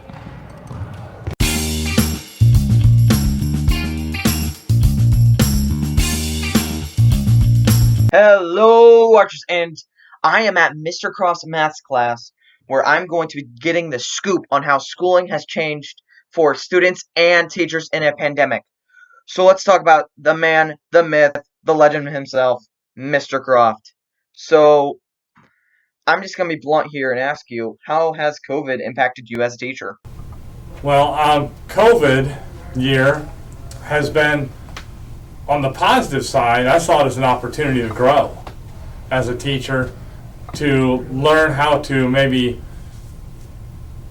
allow students to have more ownership of what they do and more flexibility in how they do it. Because you're not in person, there's a lot of things that are available to you at home that you don't get when you're in person, right? Mm-hmm. So that challenged me there. But the other thing, when you say how's COVID impacted how I teach and things like that, the hardest part for me has been that I really hope that my students feel like I've invested in them. So when a student has been with me 3, 4, 5 years, I want them to know that they are part of Croft's family. And 10 years from now, 20, I have students of mine that are 45 years old that are still talking to me about stuff. That we may be in groups together, we may be doing things together. So, and I'm not saying that in a weird way, it's mostly just that, and COVID has made that relationship piece hard in school. Because we're never more than 6 feet away from each other. We don't work together in groups. I don't get a chance to meet you before class starts. I don't get a chance to see you at lunch. I don't get the accessibility between teacher and student. The communication between teacher and student has been very, very difficult. And so I miss that a lot. Speaking of making bonds with your students, I found out that you tutor at City Life, and I just want to know, what is your reasoning behind it? So the question about why I help at City Life, first of all, I believe that we should be providing for students not just in academics, but just as people. So the idea of investing in what we call the whole child, their well-being, not just academically, but physically and mentally, and And so city life allows me the opportunity to meet kids outside of school in a way that I can support them.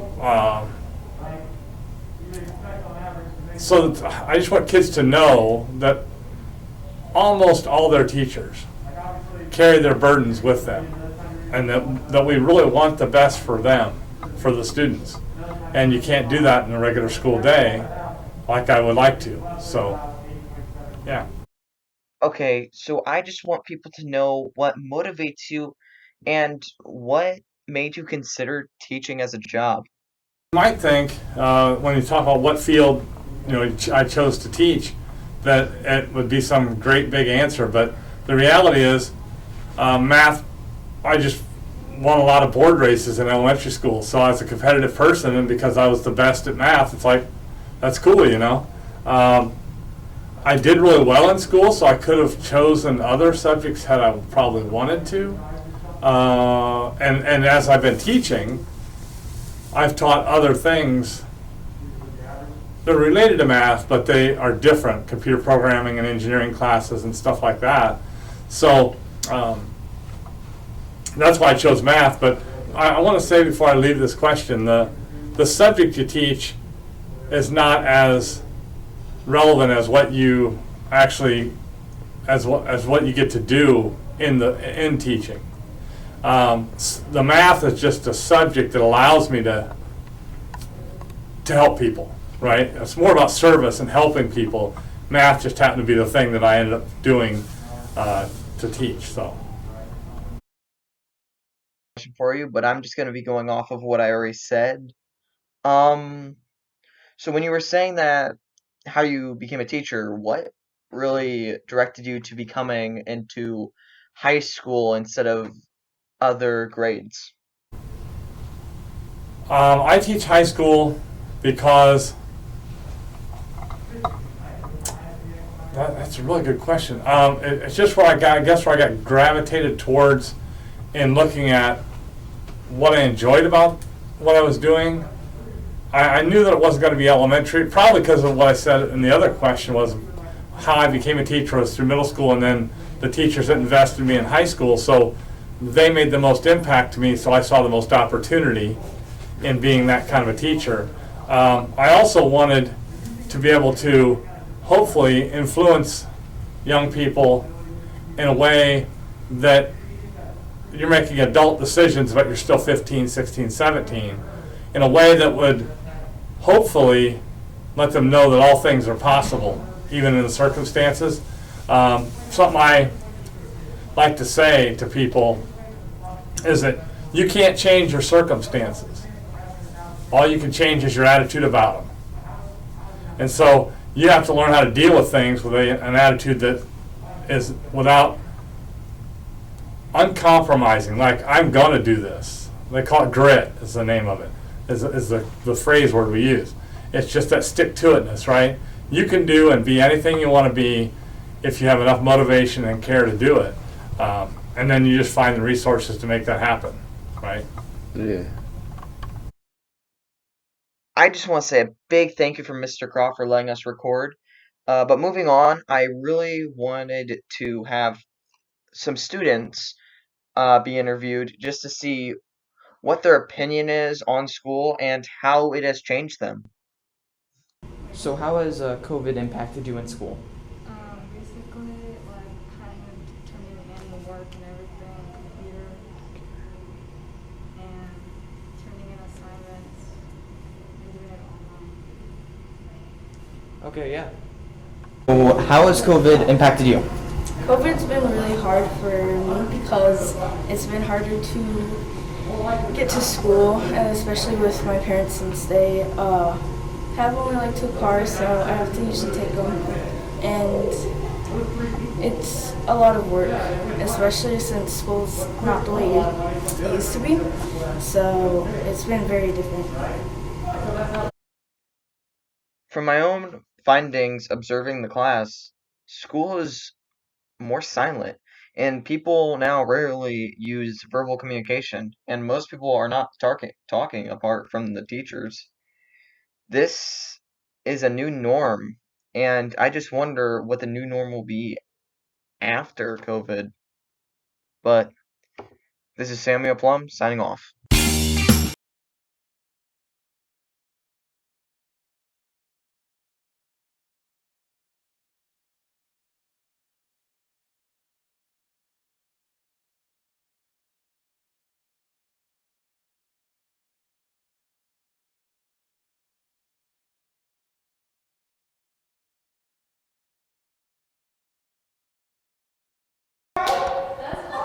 Yes. If it's something that doesn't work, or if it's something that looks bad, a good choreographer will change it. But your job is to create it, okay? And then if I go, okay, they're just not getting that, I'll change it, okay? But I hate to do that. I would rather you go, get this. Okay? Come. You're gonna do this later in the dance anyway.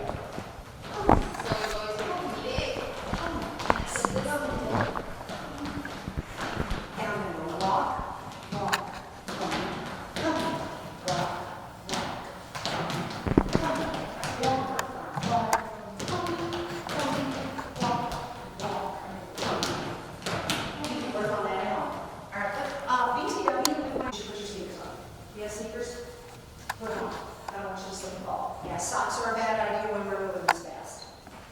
All right, here we go. Just go for it, do the whole thing, or do it slow. Let's do it slow. One time, hurry up, shoot people. Did she have to go over upstairs? What else we can do this?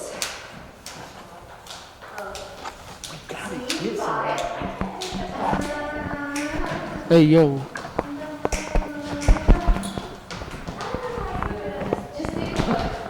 I do know if this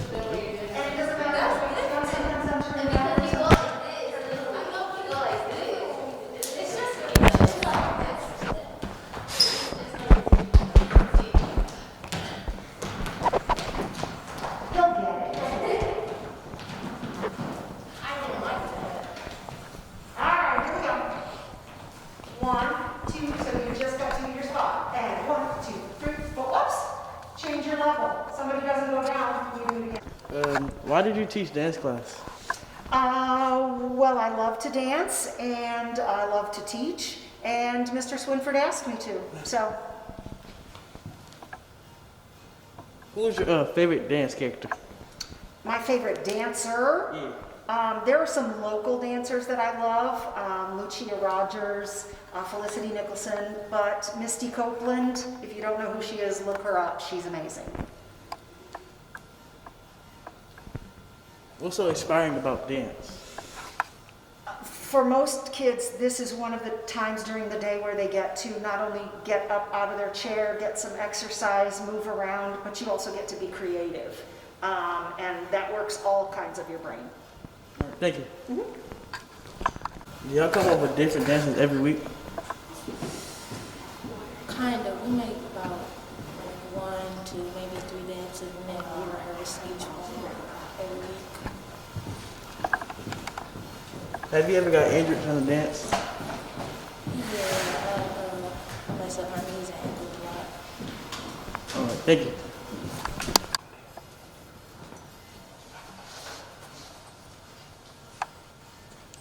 I wanted to keep dancing since I couldn't do it.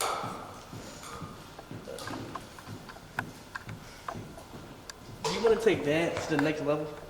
Yes, I did. What type of music do y'all dance to? We dance to a lot of different music. Right now, most of our dances are like jazz, but we have one contemporary dance. What motivates you to dance? What motivates me? Probably the music. All right, thank you. You're welcome.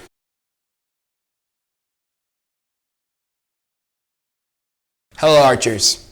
As you may know, things have changed around school, especially the current pandemic we are under. So today we're going to be interviewing Mr. Baker and see what he thinks about the whole school situation, and we'll talk to a few students as well. Hello, Archers. I am here with Mr.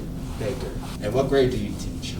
I have everybody. So in my dual credit world, I have 9th and 10th, and then in IB, I have seniors and juniors. So I see each grade level throughout the day. What is your most interesting part of your job, like just in general?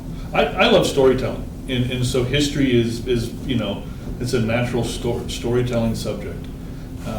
First semester can be kind of dry. You get into some of those ancient civilizations. I really enjoy looking at World War II and the Holocaust. That's my favorite time period to talk about in history. I used to read those books a lot back in elementary school. You okay? You like history too, then good. If you can't be anything but besides a teacher, what would you be? Yeah, I've thought about that a lot. So this is like my either 29th or 30th year teaching. And so I thought, okay, if I could go back, I think a park ranger. It could be really fun to be a park ranger at like a Yellowstone National Park or a Glacier National Park. I would really enjoy that. I look outside the windows during the day and I'm thinking, boy, maybe I should have gotten an outdoor job. But I think park rangers would I'd be. Do you like all your students typically? Yeah, I do. This year's weird because I feel like I don't get to know them as well as in previous years, just masks and COVID and quiet. But I mean, are there times when I don't get along with people? Sure, yeah. But for the most part, I think I get along with all my students. What do you do like in your off time? Like probably besides grading and all that, but what do you do in your off time? Like, I like to read. My wife and I, we enjoy watching movies. We got rid of television, so now we just have streaming. Still trying to figure out exactly how that thing works and find shows that we like. When it's warm outside, I love to take the dog out in the woods and just get away and just be outside, bike rides and so on. Why do you think social studies is important to everybody, students, the teachers? Why do you think it's important? I guess in a way I've always kind of thought about history as how can I make it into a lab? Like how do you make history something that you experience? In the past year and a half, we have experienced history. I mean, everything with the quarantine, with COVID, with racial issues, with politics, with, I mean, just everything. And you guys, all right, so fine, you're in high school right now. Before too much longer, you're going to go out into that world. You're going to be ready. You're going to have the skills to get along with people, and that's why I like teaching history. You have to find out who you are as a person and how you relate to other people. And so history's all around us. And that's pretty much true for everybody watching right now. Yeah. It's exciting, but it can be troubling at times too. And 2020 was a good example of history. Yeah, it could be very ugly at times. And I mean, there are kids who I've had in class who have, like, for example, gone out and joined the military. Then they'll come back and visit.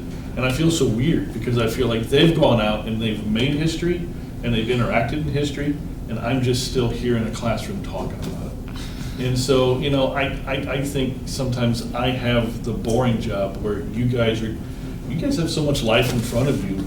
You're going to experience some amazing times in history. Thank you so much. Yeah, thanks for coming in. So how do you feel about blended learning and all the virtual stuff going on? I think it's frustrating.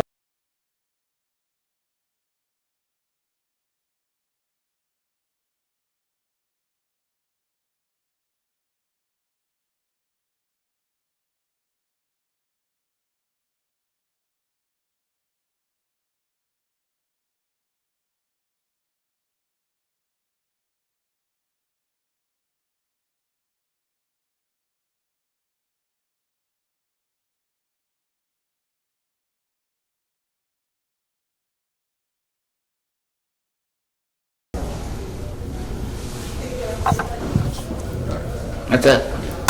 Thank you for watching. And remember, keep being amazing, keep doing what you're doing.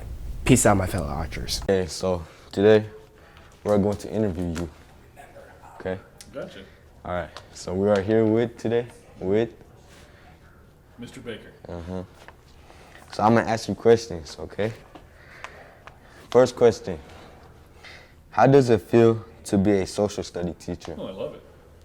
I mean, math teachers, science teachers, I mean, that's the easy stuff. The history is the hard subject to teach. So, and plus we get to talk about current events and things in the world. And so I think it's fun.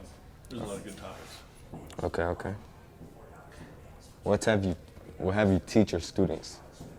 Right now we're on the like American Revolution, French Revolution. We're like how people rise up if they're upset, and we can see that in today's world. But then we're going to get into like World War I, World War II, and how that affected us today. Nice. All right. What are your interests instead of teaching history? If I could do anything else, I would have been a park ranger. Ooh. I would go to Yellowstone or Glacier or someplace big, like a big park, and just spend the whole time outdoors. I think that's what I would like to do in retirement. All right, all right. Is it difficult for you to teach because of the pandemic? It is. I hate masks. Oh. Yeah. And Zoom is weird. And I was talking to somebody earlier, it's like, I like student identity. Like, who are you all as individuals? And you lose so much of that on the virtual world. So it's tricky now. All right. Why did you want to teach social study? When I was a kid, we did a lot of, my dad was a teacher. Oh. He taught business, so I always, knew about education, but every summer we would do a trip somewhere throughout the country, and a lot of it dealt with history. And I just liked telling stories. So history kind of relates to that. All right. Did you want to be anything else other than history? I thought about Say junior here. All right, so we're going to talk about a project. So our documentary project is about what's it's like in a history class. Okay, okay. What are some sports you're into? Sports? Yeah. I like basketball. Go Cubs for baseball. Okay. And then I like cycling. I like endurance races. Did you play any of these sports in middle school? In high school, I played soccer for 2 years and basketball for 2 years. Oh, nice. Does anyone in your life helps you build confidence? Oh, my parents. My parents were huge in that. Teaching me respect and confidence and just, go for your dreams. Go for your dreams. Nothing can stop you. All right. What are some hobbies you do on your free time? I like to sit a lot. Okay. We got rid of television, so trying to figure out streaming has been a thing recently. When it's nice outside, I love to go outside and go hiking and exploring. That's probably my favorite, hiking and exploring and bike riding. So. Who inspires you? I gotta say my mom and dad, because they raised me. But I also have to say a lot of kids that I have in class, a lot of kids that I've met at Southside face very tough realities, and they face it every single day, and they get up and they keep doing what they need to do. So that can be an inspiration. All right. That's all the questions I have for you today. Thank you very much. You're welcome. All right, good talking to you. Who's checking up on you? You guys are doing a good thing. All right. Okay, so I'm going to ask you some questions, okay? Yeah. Okay. So we are here with today?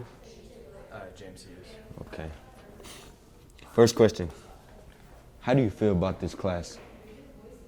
It's tiring. Oh, it's tiring. He gives us very hard papers. Our video included a couple of students being interviewed and a teacher named Mr. Baker.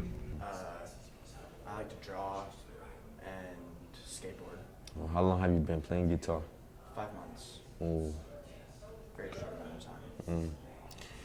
What are some challenges you have in this class? Getting my work done on time. I have the same difficulty too. What motivates you to get up in the morning, like to not to be late? My parents. Oh, parents wake you up? Mad. Oh, my parents are the same too. How has the pandemic affected your studies?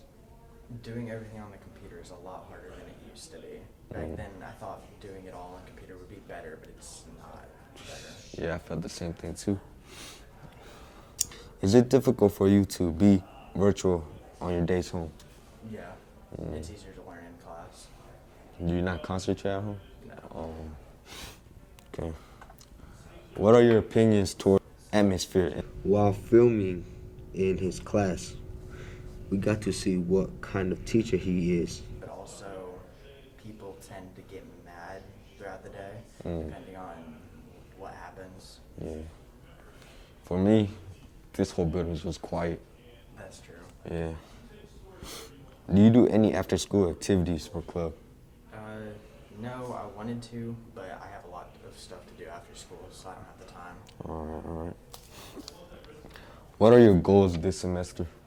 To try not to get D's and F's on my report card again. I thought of the same thing, but it didn't go so well. Okay. What do you see yourself as in the future? I don't know, I want to go to be an animator in college. Oh, nice. All right, those are the questions I have for you today. Nice. Nice answers. All right. First question. How do you feel about this class? Baker's? Yeah. I like it. Is it fun? Yeah, he be, sometimes he talk a lot, but he go off subject, but it's a good class. What hobbies do you do on your free time? I usually just work on things he assigned us, catch up. I do the same thing too. All right, what are some challenges you have in this class? I be procrastinating and I don't be turning in stuff, so that's one of the challenges. I have to work on turning in stuff on time. What motivates you to get up in the morning? Like, you know, to not be late? My mama. Oh. So she don't yell at me. How has the pandemic affected your studies? Oh my God, We got to see his ways on how he teaches. While filming interviews, it was interesting seeing people responses to the questions we asked. Yeah, I tend to get on my phone and like do other stuff. I don't really focus on class. What are your opinions towards the atmosphere in this building? I don't like this one-way stuff. It's so annoying. That's the only thing. That's how I get late to class. Definitely. I missed one turn. Do you do any after-school activities or club? Yeah. I do cheer, softball, and the academic team. What are your goals this semester? Really to just try to learn as much as possible and get good grades. That's really it. What do you see yourself in the future? What do you see yourself in the future?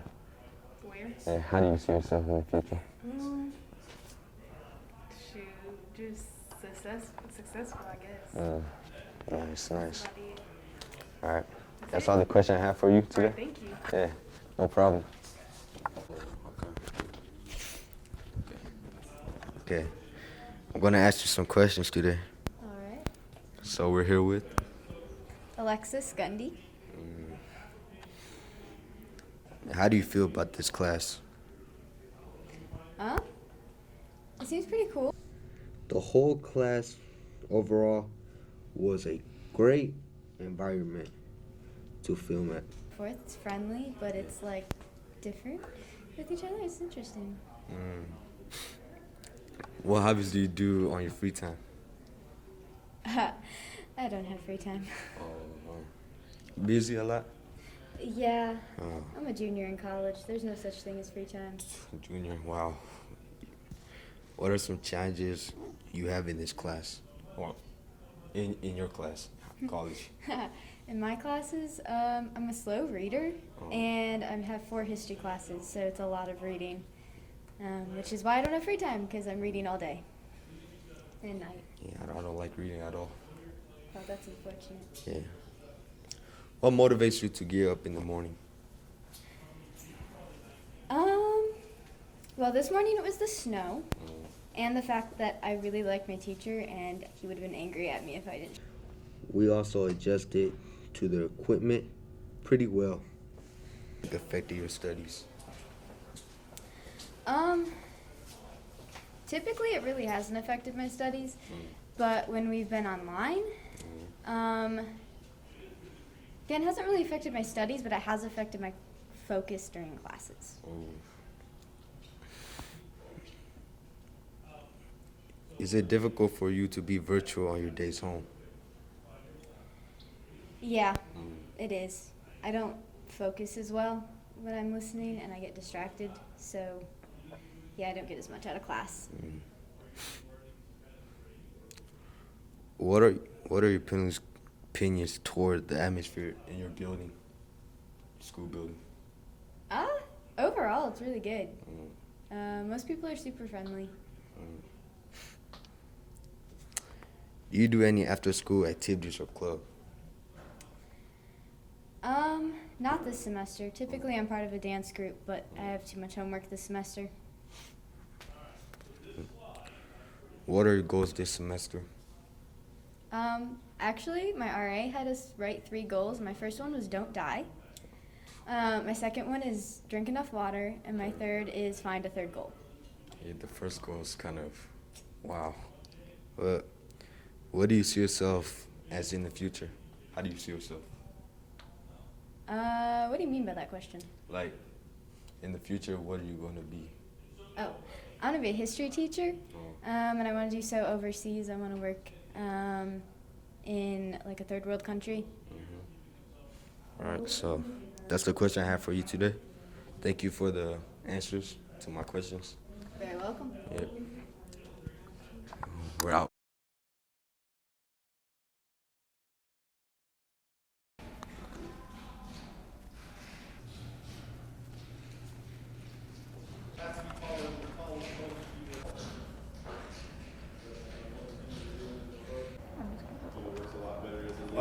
We study various techniques and traditional methods of shaping and building claywares. Pictures, vases are kind of the main things we focus on because those are the real traditional forms of clay working. We also try to incorporate expressive artistic ideas into that. I'll go ahead and spin it kind of slow. Typically, it's one of the boards.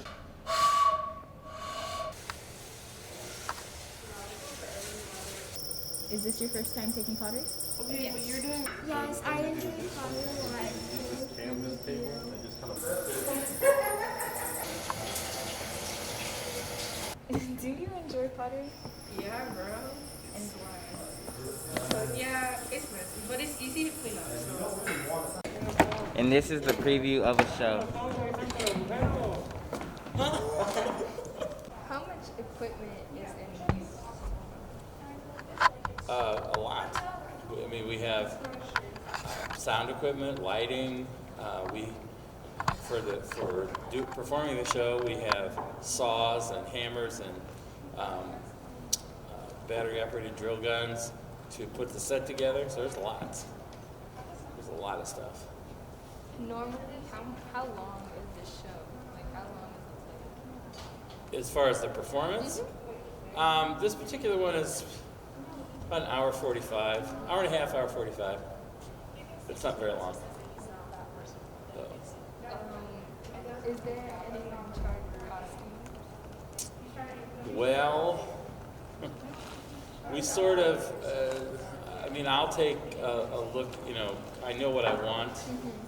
And depending on the show, like this particular one, everybody is, it takes place on Skid Row. So everybody has kind of, homeless, it's like the homeless look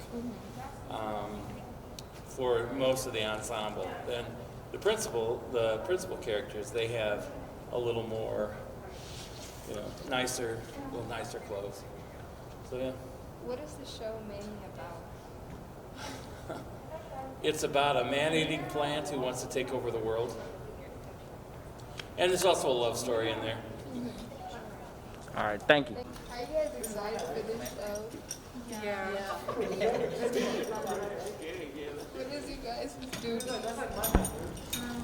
Whatever they're supposed to do. Yeah, this needs done. Yeah, I feel like we move stuff, kind of like put Are stuff you together. guys do you guys have any part in the show? No. Besides, I work backstage. Yeah. Oh my god. Okay.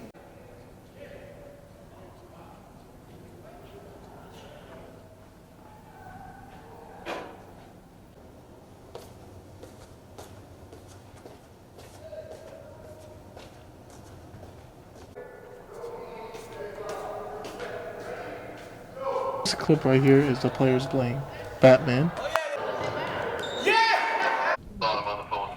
Hello, Mr. France. I have a few questions here. Okay. Do you mind answering them? Yep. Okay. What was the hardest, most time-consuming exercise you have ever done? hardest, most time-consuming exercise? Probably the hardest exercise to do is probably the clean, because you're using so much different body movements and you're lifting weight off the ground and putting it up over, well, not over your head, but up to your chest. So that's probably the hardest lift. Maybe that and the snatch. So why do you have to do exercises at home when you already do them at school? Well, you have to do exercises at home, and already at school you don't really have to, because the students, if they're in class, all right, they use that. Like for my class, they use that for their log, and then days they're not here, that's when they do their exercises. Okay. What's the hardest part about being a gym teacher? Students not dressing or participating in class. What do you feel about students who have made it to nationals? Nationals for what? For any sport. I think it's awesome. Great. I root for them. I hope they do well. How do you feel not being able to teach your class in a bigger gym due to ISA? Oh, we adapt all the time. We get moved around for different activities that you have to do in the gym. So it's not a big of a deal because we're doing badminton right now, and we all can fit in the main gym and play badminton. Okay then. These right here are jerseys from some of our best players over the years. So what's the hardest exercise you've ever done in this class? The running for 20 minutes. Okay. What's the worst sport that you have played here? Tennis. Tennis? Yeah. Okay. What do you think needs to be changed, or something that can be changed? I don't think anything can. Okay. Do you think that we should have gym uniforms? No. Do you think the gym could be better if they added more sports? Yeah. Okay. This right here are all the trophies that Southside has won over the years.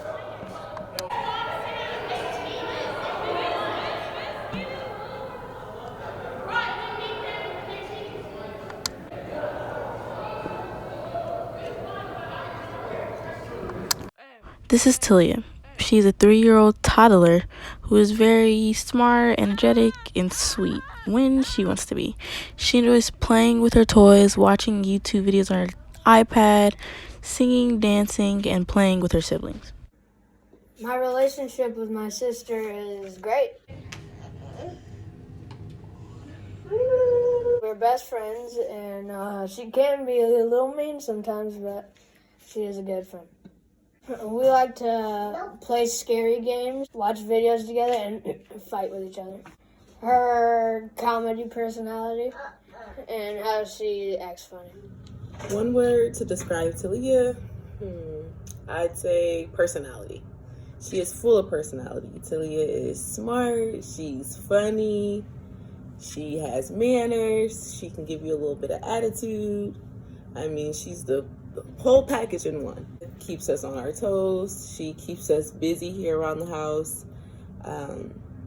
She's a joy to have around. I believe she brings a little extra spark and a little extra personality into all of the lives of everyone she meets. We're ready to see the accomplishments Telia makes in her life overall, and what she does with herself overall when she gets older.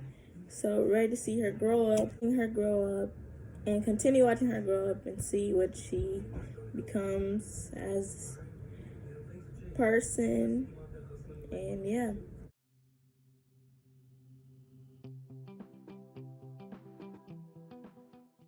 Day 345 in quarantine, and it's just like every other day. I wake up and go downstairs. I go downstairs and I eat a little breakfast and get to work on school. Hey Brody, how's your life been different since quarantine? Well, over quarantine, I made some online friends that I haven't been able to meet because of quarantine. But just the other day, I was able to meet them in person, so that was nice. And this is me at the Y with my friends that I met the other day. Yeah, got this funny picture of him.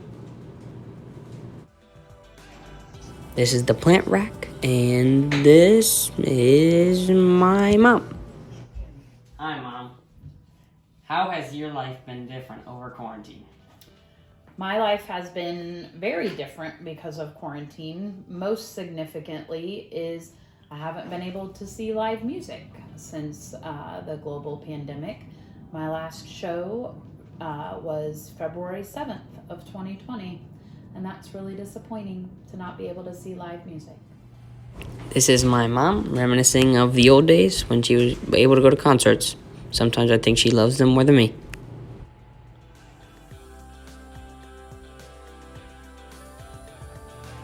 Alright guys, we're gonna go spy on my brother. He's playing video games.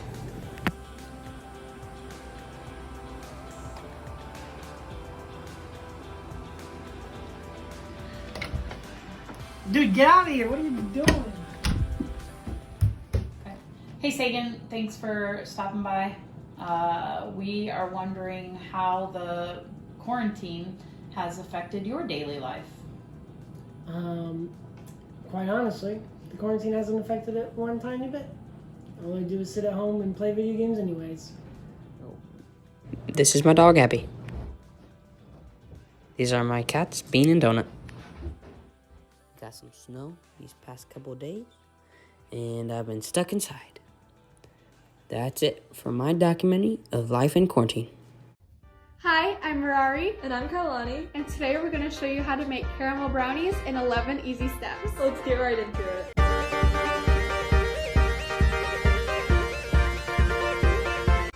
First, get out all-purpose flour.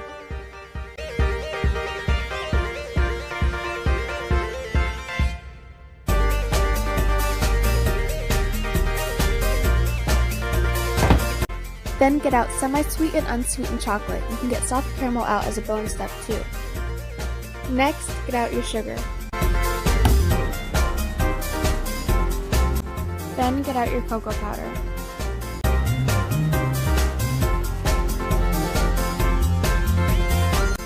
Followed by some vanilla extract.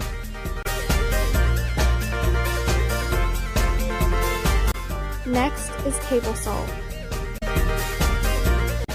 Now reach into your fridge and get out a stick of unsalted butter and 3 eggs.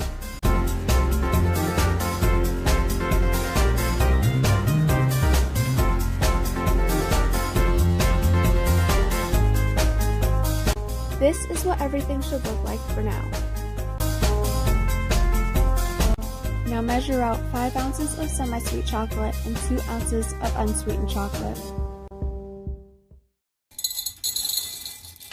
Afterwards, keep the chocolates together in one bowl. Because this is going to be microwaved, make sure your chocolate is in small pieces.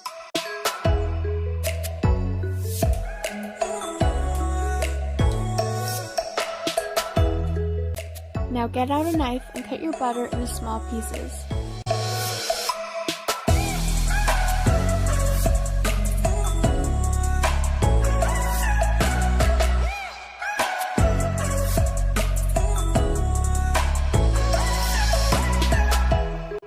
Add all the chunks of butter to the bowl of chocolate.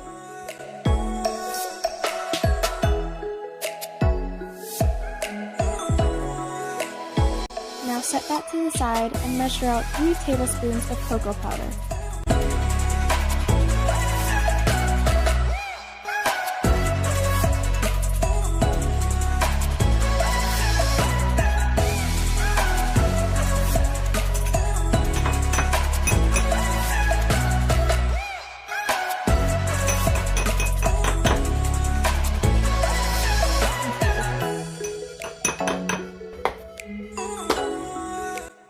Now measure 1 1/4 cups of sugar.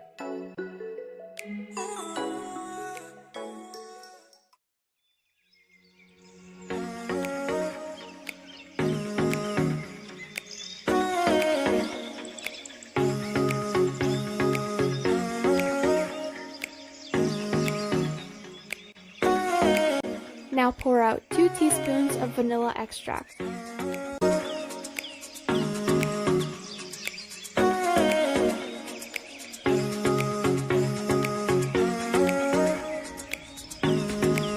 Now get a 1/2 teaspoon of table salt.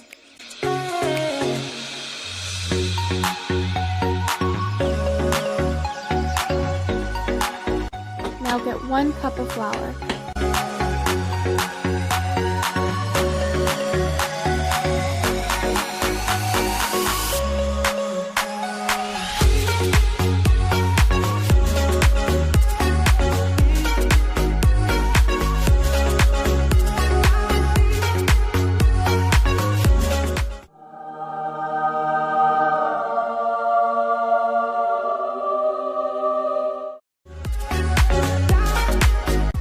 Now crack your eggs in a separate bowl and then set it to the side for later.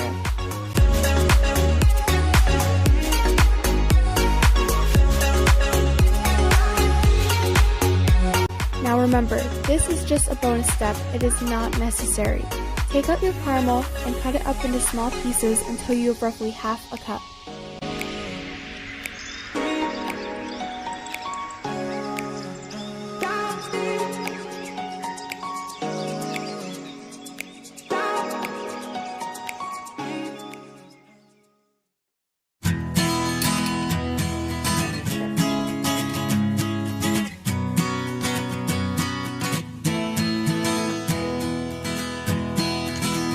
Now preheat your oven to 350 degrees. Now get out an 8x-inch pan and either spray the inside with a non-stick cooking spray or coat the inside with butter.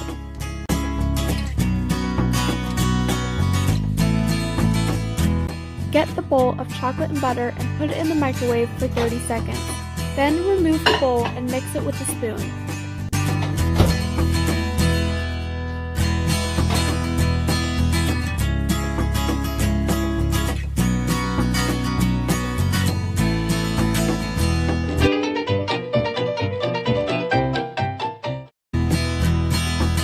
Now put the bowl back in the microwave for another increment of 30 seconds. Don't forget to mix it again once you're done.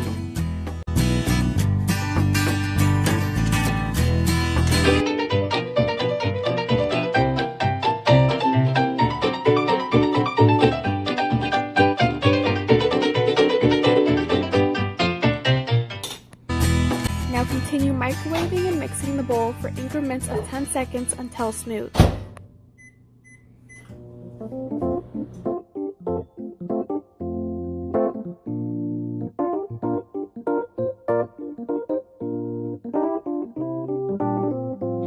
Once the chocolate and butter are melted, whisk in the cocoa powder until smooth. Then set the bowl to the side to cool.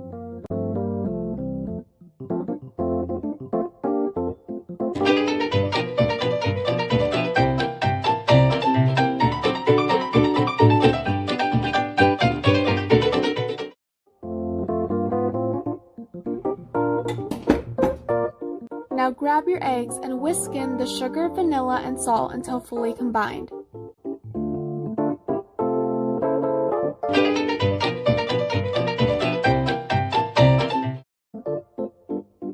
Now slowly whisk in the bowl of chocolate in with the egg mixture.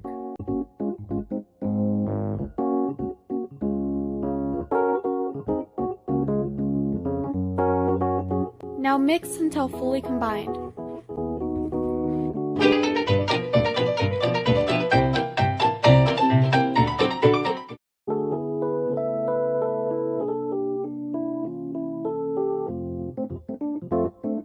Next, stir in the flour until just combined.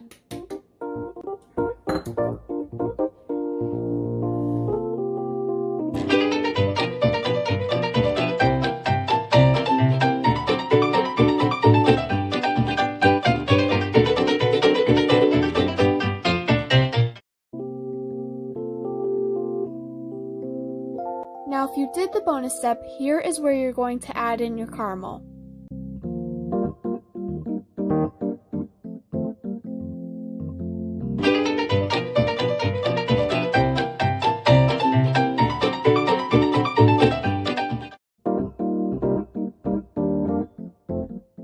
Now transfer the batter into the pan and smooth it over with a spatula.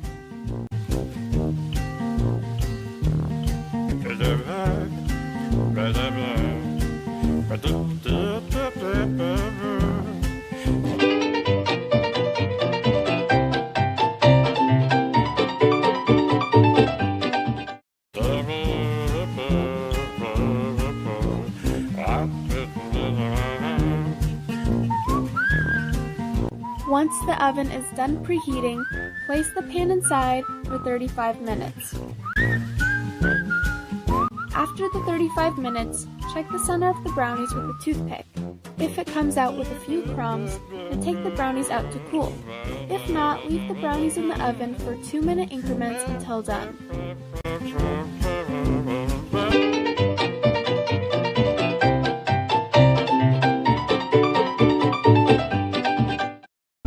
Once your brownies are ready, take them out and place them on a cooling rack for 30 minutes.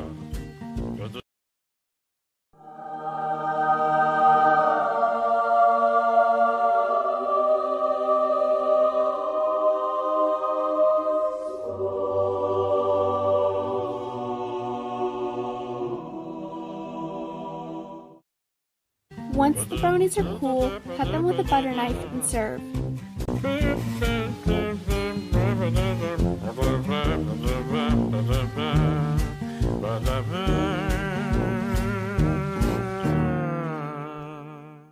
Step 11, enjoy. 20 minutes later. Disclaimer: I lost my voice and I have no one to interview, so I had to improvise. I will be interviewing myself today about COVID. 2020 was a year I will not forget.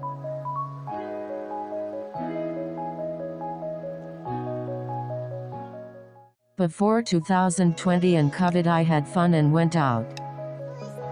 But since COVID and quarantine happened, I have to social distance now.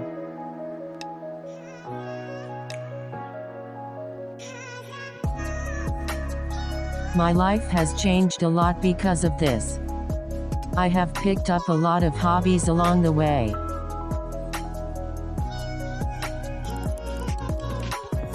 I will be keeping these hobbies and habits even after quarantine because I think it's fun.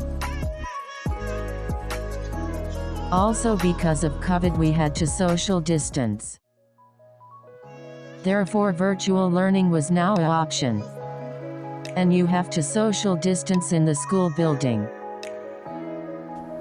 My experience with virtual learning has been good. I learned to be more organized, and since I'm alone, I can think and focus more. My experience with COVID-19 wasn't that bad. But it's not the same for everyone. Some people have it worse than others.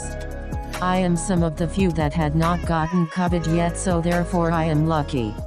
I challenge you to share your experience as well. This documentary was filmed and edited by Patama. This was a self-interview. Thanks for watching. Stay safe.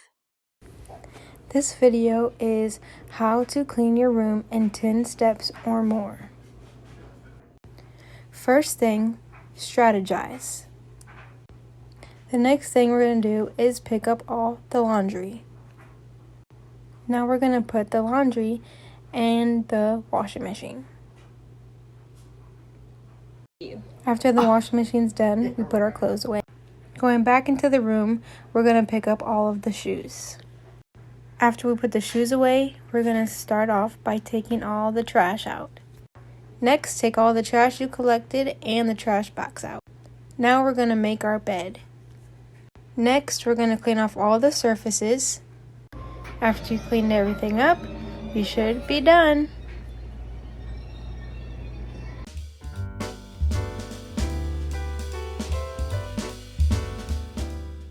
Everyone knows water is important, but the question is, does it start conflict? Well, to know the exact answer, we must delve into the lives of a small family located in Fort Wayne, Indiana.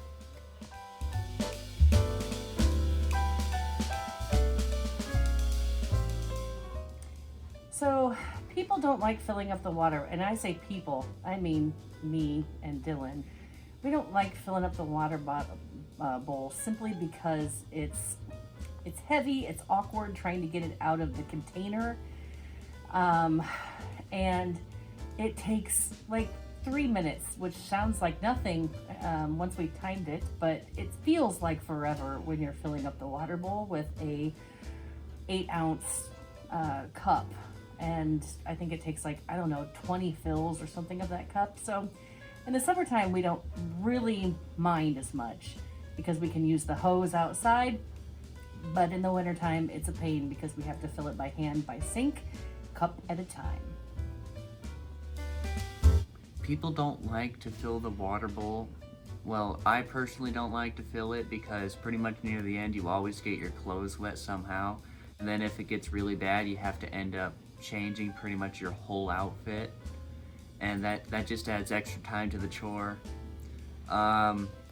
There's high potential to drop it, the water bowl, because of how slippery it is. But let's just put it this way, no one likes to do it. Even though this family seems to agree upon the fact that the water bowl is tedious to fill, they still disagree upon who should fill it. I feel like my son should fill up the water bowl, especially in the wintertime, because he's a strapping young man. He's got big muscles. He's 15 years old. He's got all of the energy in the world. And I'm, a 46-year-old woman with gray hair, and I just feel like, really this is a strong man's game. I would drop it on the floor. I would, hurt my back. All of those types of things could happen. And so I really feel like that is a job that would suit him better than me.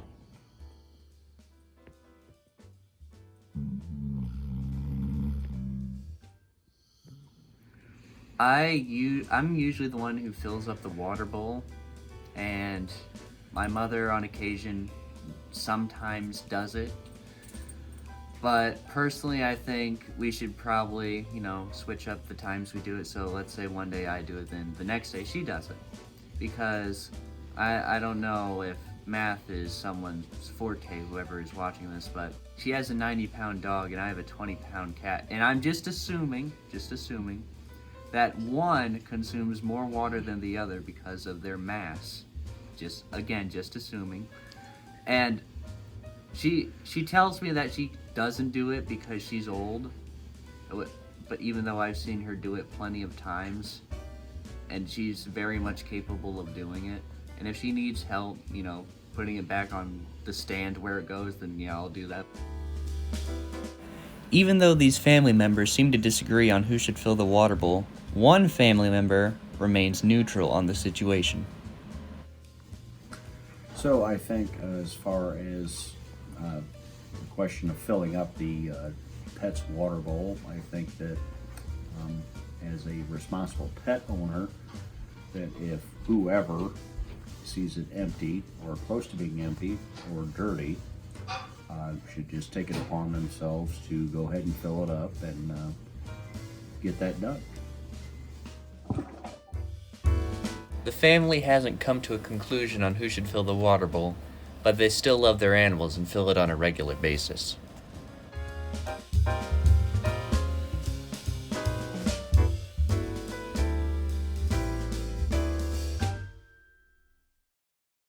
Feeding your dog's table food can be seen as a harmless treat done by dog owners all over the world, but the effects it has can damage your dog's relationship with food. Feeding your dog's table food not only isn't healthy for them in the long run, but it also causes unwanted behavior traits too, such as begging, following you around when he sees the food, and expecting it every time he sees it as well. Food can be used in a positive way for things such as training your dog with food meant for them and what fits their diet. Good boy. Giving your dog treats in a healthy manner can help prevent things like jumping and food aggression. How do you feel Buddy's behavior has been affected by feeding him table food? Well, I wouldn't say it's made him more aggressive, in the terms of biting people and stuff, but he definitely begs for food more. Definitely comes up, walks up to you, and he'll sit down, look up at you, because he expects a treat or something, So it's made him more excited when he hears you going into the pantry and stuff. Not really necessarily, it's not dangerous behavior or anything, but it can get a little annoying when you're trying to sit on the couch and eat, and he'll want to get in your face because he expects that food. So just kind of made him more expectant to be fed from what you're. How do you feel that feeding Buddy table food has affected his behavior? Terrible. He begs all the time. Mm-hmm. Yeah. I never used to give him any people food except popcorn. That was it for years, and then people started feeding him table food, and now he won't leave anyone alone when they're eating. How do you feel that feeding Buddy table food has affected his behavior?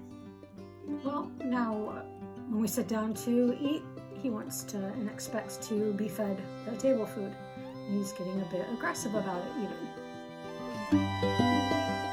To keep good boundaries between you and your dog, make sure to respect the relationships they have with food in order to maintain a happy, healthy, and loving dog. This is why you should not feed your dog's table food.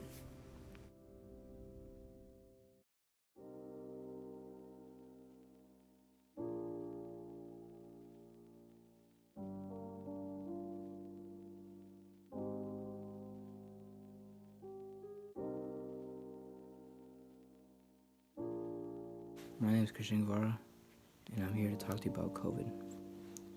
COVID has changed our lives drastically. We had lost so much fun from the past year, and it's been shocking. From a kid who loved doing schoolwork to struggling at times. You know, they say high school is supposed to be really fun, but what fun am I having if I'm just staring at a screen all the time, you know? I'm not having fun with my friends at school. I'm just staring at a screen, focusing. Even outside of school, how am I supposed to have fun knowing that there's a pandemic all over the world that has killed millions of lives? You can't do everything you want in your house, you know? There's like ordinary things like watching movies or like playing video games with your friends, but it gets to a point where you get tired of it, you know? Playing over and over every time, and that's where I'm at in my life right now. As a person who already had COVID, it sucks, and I thank God that I don't have much of an illness and the symptoms as other people have. Here are my classmates of what they think of how COVID impacted their lives. One way COVID-19 affected my life was with my little siblings. They usually have to stay with the babysitter while my sister and I are at school. But at one point, their babysitter got sick with COVID. So we had to stay at home with our siblings instead of going to school. They didn't have any other babysitters, so it was pretty logical. So my mom would be able to go to work. They're pretty distracting, but we didn't have anyone else due to COVID because a lot of other people were sick also. So my sister and I weren't able to go to school. That is the way COVID affected my life. So I'm an athlete, and I was in a tournament to play, and it all got shut down and everything because of COVID, you know, everything that's going on. And I just can't even see my friends, hang out with them, have fun. I can't play any sports like I always have. And yeah, that's how it pretty much ruined everything in my life so far. So I'm just at home, not able to do much but stay home. One way that COVID impacted me negatively was my relationships with the people that I was close to, like my friends, my family members, and even my neighbors. I really couldn't trust people because I didn't know if they had COVID or not, or I just couldn't see them as often, and it really impacted me.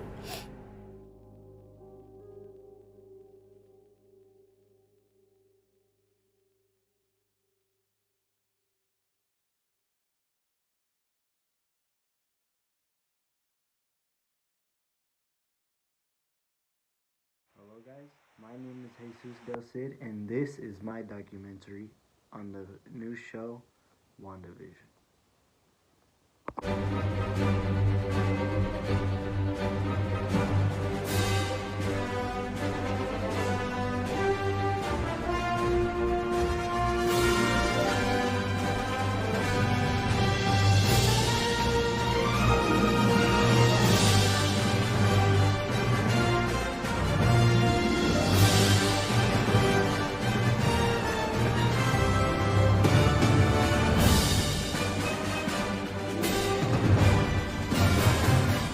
WandaVision is an amazing, amazing show, using its own unique way to do various cameos of older shows. Each episode does move up a decade, so it would start off in the 50s, go into the 60s, go into the 70s, all the way to the 2000s. And I love the way that Marvel just puts in these little teasers to make everything crazy.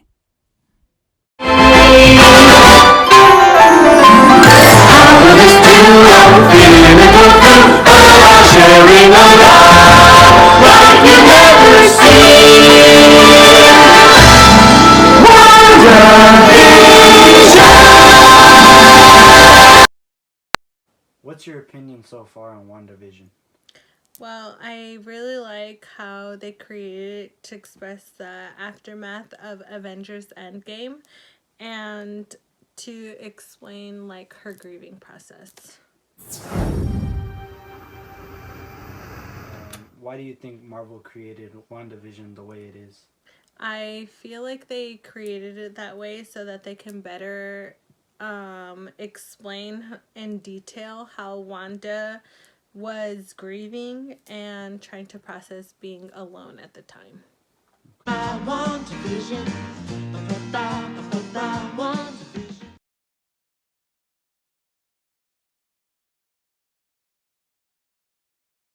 Read on for math because we might start to have we're going into our math books today or tomorrow too. Okay. Wednesday. And you're going to save it to your OneDrive. So click your OneDrive and then save it. I'm not going to save mine because I already have a copy saved. But you're then going to click save.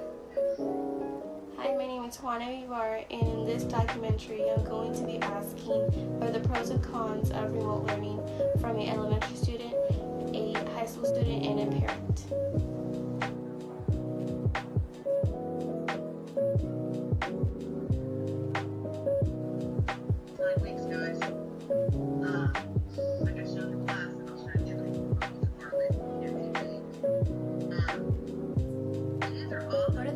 Of being a remote learner as a high school student. The pros of being a remote learner is that I get to stay home and not go out as much, and I can eat whenever I want. 3 weeks and then get your grade up. Because a lot of you guys seem to be forgetting. And sophomores and not from. What are the cons of remote learning? The cons of remote learning is that I have to Zoom all the time and I get assigned many assignments, and it's hard to focus when you have siblings doing remote learning. Actually, and I'll change that right now. At 10:30 to 11. You have your mark right here. Sign on. You have your mark right here. What are the pros to being a remote learner as an elementary student? The pros to being a remote learner is staying safe at home and doing my work on my computer.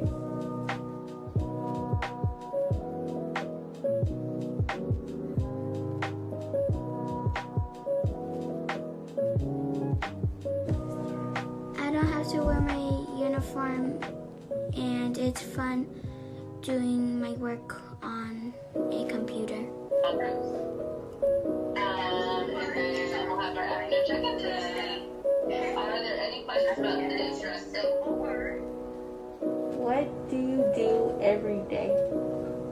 Every morning I check on my schedule and I do my work and I relax after school.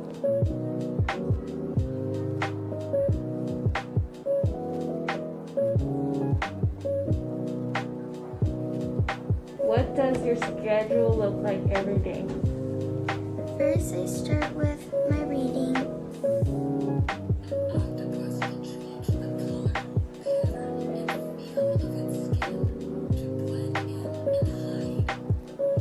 Then my AM attendance.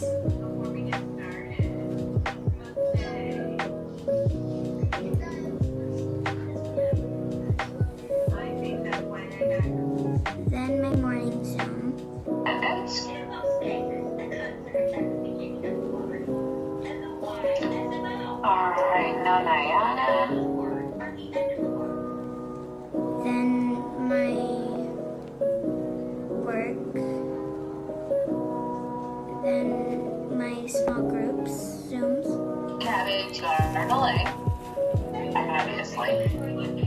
I'm taking some things away from our reading, so I know we had to do our...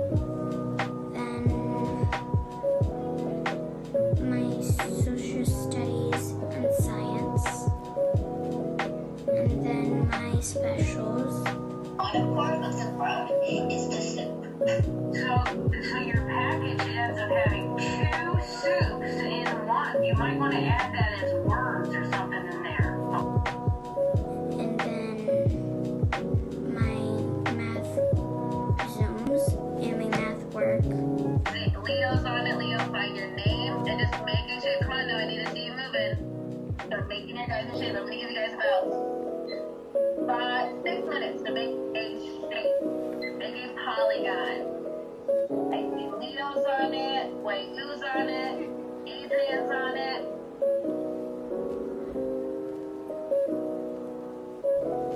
And my writing and my chicken soup.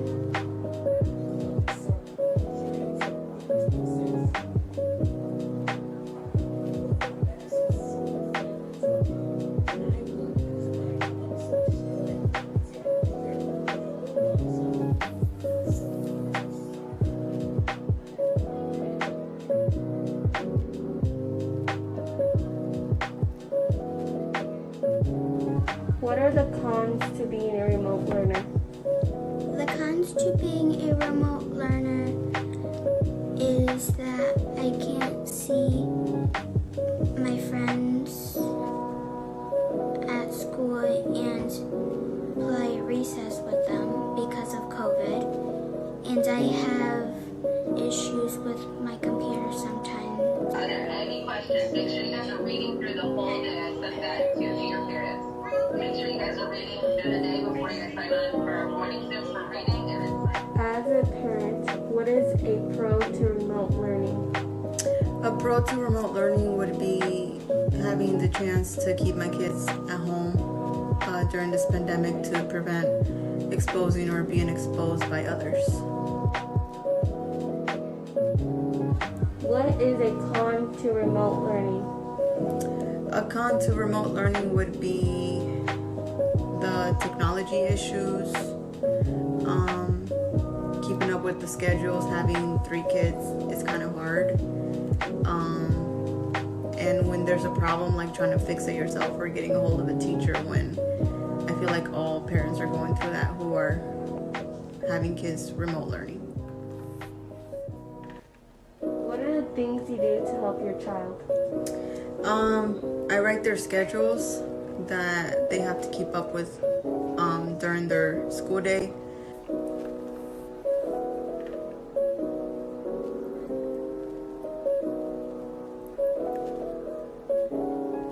And I make sure they understand the lesson before they do the assignments and complete them.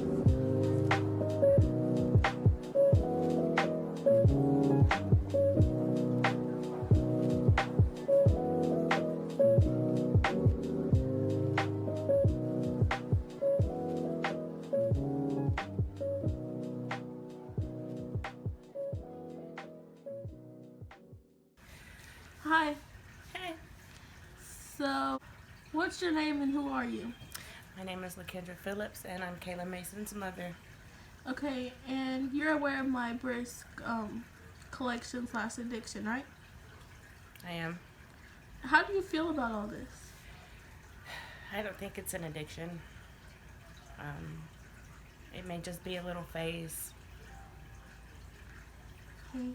How did you feel when I first started having this phase? The same way I feel now. Okay. How do you feel knowing you and Chuck allow me to have this phase? Well, I mean, if we don't get it for you, you have your own money. It's not like you can't go get your own. But it's just tea. Okay. Do you think I drink too much brisk? No. Do you think that the amount of brisk that I have drank is a lot. I mean, you don't drink it all like in 1 day or 2 days. It's a period of time that you drink them. It's okay. It's just tea. Has there ever been a point when you think that is too much? No. Okay. However, I do want to throw your bottles away. The collection that you have that you're saving, I want to throw those away so bad. No. Okay, that's all I have for you today. Bye. So for today's project is going to be the Miss Chandler interview. In our class, we're interviewing her and 2 students. How long have you been teaching language arts? How long have I been teaching language arts? This is my, this might be my 9th year teaching language arts. 5 years. How have your experience been so far? I have taught language arts in a bunch of different ways, in a bunch of different places. I've taught everything from special ed with kids who have really severe emotional problems to kind of special ed kids with learning disabilities, general ed students, and even honors kids. And I've taught all grade levels, so I've taught a lot. I love it, and it's really, I'm a huge reading and writing nerd, so it makes me happy in all kinds of crazy ways. Second question, have your students been struggling in class lately? Yes, the pandemic has been really tough, and I think that virtual students, the virtual stuff is really a big learning curve. This is our first year that we've had any virtual anything, so it's been a lot to adjust to. But also, I'm a 9th grade English teacher, and so I have freshmen who are coming, they're trying to figure out what high school even is. And so figuring out high school and figuring out virtual learning has been hugely difficult. Third question, did you always want this job? This job? When I was in high school, I wanted to be an elementary school teacher, and I would never, ever, ever, ever do that now, because I love what I do. I love teenagers. I love high school. I'm kind of sarcastic, and so I like people who get my jokes, even if they don't laugh at them. They appreciate them. So, and I like to be able to really talk about life and what the rest of your life is going to be like. So I really like high school. A lot of people think I'm crazy because I want to deal with teenagers all the time, but no, it's pretty. I can't really imagine too many other jobs that I'd want. Last question, Molly's, what's your favorite book? Oh God, my favorite book is actually right here. This is my book. The Perks of Being a Wallflower by Stephen Chbosky. It was written, or it was published actually the year I was a freshman in high school, and the main character is a freshman in high school who goes through a lot of really hard times. It is heartbreaking and hilarious, and I read it probably, every couple of years, and it just still really hits, and I just really enjoy it. I love coming-of-age stories. That's actually what this means. Bildungsroman on my shirt is a coming-of-age story. It's a literature term, so yeah. That's it. On to the next interview. First question is, how have you been doing this class lately? When we first started, I kind of fell behind only because of COVID and all that. But right now I'm doing pretty good. There's not many big assignments that are due, and yeah, it's pretty easy. Second question, is this your favorite subject? Yeah, I'm really into writing, and I read a ton of books, so this is probably the easiest class for me because it's something I do in my free time. Third question, what's your favorite book? My favorite book? I would say Walk Two Moons, only because it related to my life when I read it it was a couple years ago. And I just feel like the story was a really good one. So, yeah. On to the last interview. Okay, first question is, how has COVID affected your learning? COVID has really affected my learning by just making it difficult going back and forth from going to home to going to in school to having to email teachers and having to do it over Zoom. You know, some kids are more afraid to do it in person or out in class. Also, time management has been really different now that COVID is here. You know, also with reading the books, you know, we can't read actual books, we have to read it on our computers. So. Second question. How Southside is so far? I actually think Southside is pretty good. Their administrators are not bad. I feel like they actually care about you. They sit down and talk to you. You know, I'm already lined up to go to Anthus for my career if I want to do that. I feel like, you know, Southside people don't really judge you unless they are, you know, a judgy person. Otherwise, the teachers actually care about you. The teachers are really nice. They're like family. You can go to them or any teacher that you need to talk to them if you actually need to. Third question, what's your favorite subject in school? My favorite subject probably would be mass media. You know, you get to go out and actually do things. You get to experience with cameras and see how it is from behind the scenes, see how you can do different effects with stuff. See it from a different perspective with movies and sound and see how different things are made. So. Okay. Last question. So this is language arts, and what's your favorite book? I don't have a favorite book, but I do like The Hunger Games. I think it's just a good book. I like the way the plot is. Yeah. Mm-hmm. All right, and that's it. And that's it for the interview. The interview went well. We interviewed a teacher and 2 students, and yeah, that's it. Enjoy the B-roll.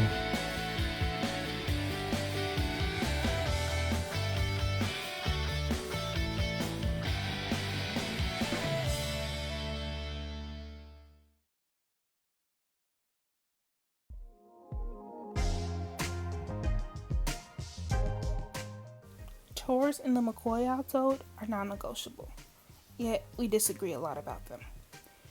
We do chores every day, such as wiping off mirrors, cleaning out the tub, cleaning the toilet, sweeping the floors, wiping off door handles, and also wiping tables. It may seem like a lot, but with a family of 4, we get it done. Sometimes we also shovel snow and rake leaves if necessary on days that happens. So some of my chores are washing the dishes, wiping down the counter, putting the dishes away, washing clothes, cleaning, making sure my room stay clean, occasionally making sure the bathroom is straightened up. But my main chores are like washing dishes, laundry, and making sure my room stays clean. The easiest chore is I guess dishes, depending on what kind of day. I consider chores kind of like things you do to contribute to the upkeep of your house. So like I said, washing dishes, making sure laundry is done. Sometimes that involves shoveling or raking leaves or probably taking the trash out. Those are like chores. Making sure the table is clean, the floor is swept, things like that are considered chores to me. As stated, one of my chores also includes washing dishes. I wash dishes a few times a week, maybe every day, depending on if my mom cooks a meal that requires many dishes or pots and pans. Because I'm a virtual student, I'm cooking a lot more throughout the day, making breakfast that's homemade and lunch. So I'm trying my best to keep the sink not as filled. There's often not a lot of dishes, but like I said, I try to keep it as clear as possible. If there's not a lot of things in the sink, everybody will try to clean out all of their own things. If they just had a cup, they'll just rinse it, or a bowl, they'll just rinse it out. I also asked them if I'm doing like a lot of dishes. I'll say if anybody has anything upstairs, bring it down so that we make sure that everything is clean all at the same time. And I'm not going back and forth washing, loads and loads of dishes. So, yeah. What age should kids have to do chores? Like 10, What age did you start doing chores? 9, Do you feel like chores are hard? no. What kind of chores do you do? I clean up the bathroom, clean up the kitchen. What's the easiest chore that you do? The bathroom. How often do you do chores? Every weekend. And what do you consider chores? Sweeping, mopping, wiping stuff down. Do you enjoy chores? No.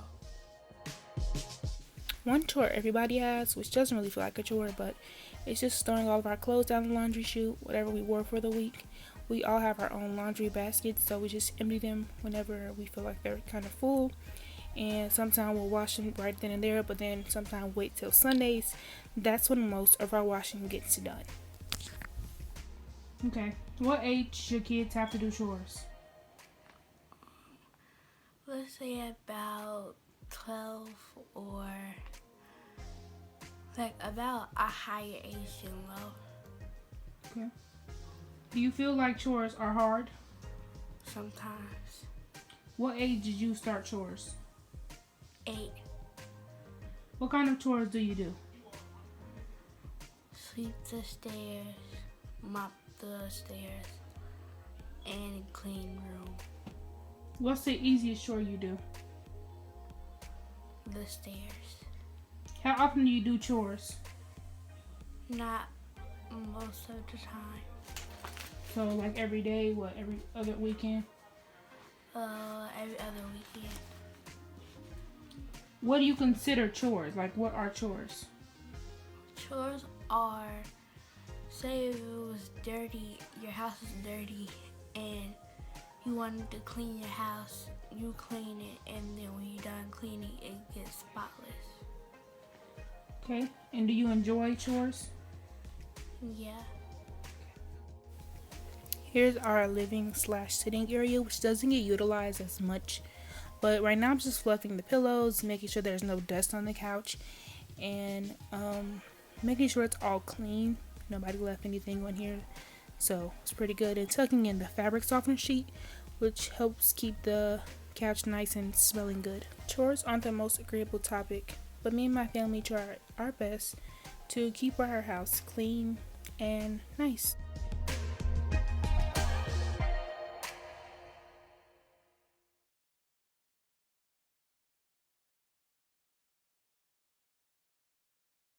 Anybody have any questions? You guys feel like you guys can get started? I'm gonna go and chat to some guys. What made you become an English teacher? Oh man, so I have always been a big reading and writing nerd. When I was 6 years old, I actually was in the newspaper, in the Journal Gazette, for reading 250 books in a summer reading program. So I was Fort Wayne famous, in elementary school, but no, really, I just in general have always really loved books and have loved writing. My favorite teachers in high school were my English teachers, and I took about as many English classes as I could. So originally I thought I was going to be an elementary school teacher, but I made the switch to high school and have never looked back. Why did you want to teach us outside? So the joke that I made, or wanted to make, I didn't think about it because I wanted to make the joke in my interview that I look good in green. That was really what I was going to say. That's why should you teach us outside? Because you look good in green. No, but really, I interviewed with a bunch of different schools in Fort Wayne. I'm from here, and I was just moved back to Fort Wayne about 3 years ago. And I had the most positive interview with Mrs. Castater and Mr. Swinford. They really felt like they understood kind of the things that my teaching philosophy and things about me. And you really can't underestimate the value of having a good boss. And so I just felt the most comfortable at that interview, and it really paid off. What about books makes you feel? What about what? Like, what does books makes you feel when you read them? Oh my God, I've always had a really like active imagination, so I really like to like really visualize stuff and kind of like I've cast characters sometimes in my head and try to but I really like the feeling of just kind of getting to escape for a little while, even if it's just for a little bit. What is your favorite book to read? My favorite book of all time is a book called The Perks of Being a Wallflower by Stephen Chbosky. And it is a young adult book. It was written and published the year I was a freshman in high school. And I was an awkward little nugget, just really, ninth grade is hard for everyone. And the main character in the story is about a ninth grade kid who really has a hard time kind of fitting in and everything. And it really spoke to me when I was in ninth grade, and I still find things to love about the way it's written and the way it's funny and it's sad. And I just really, I think it still connects to audiences. And also I teach ninth grade now, so I like to be able to pass it on.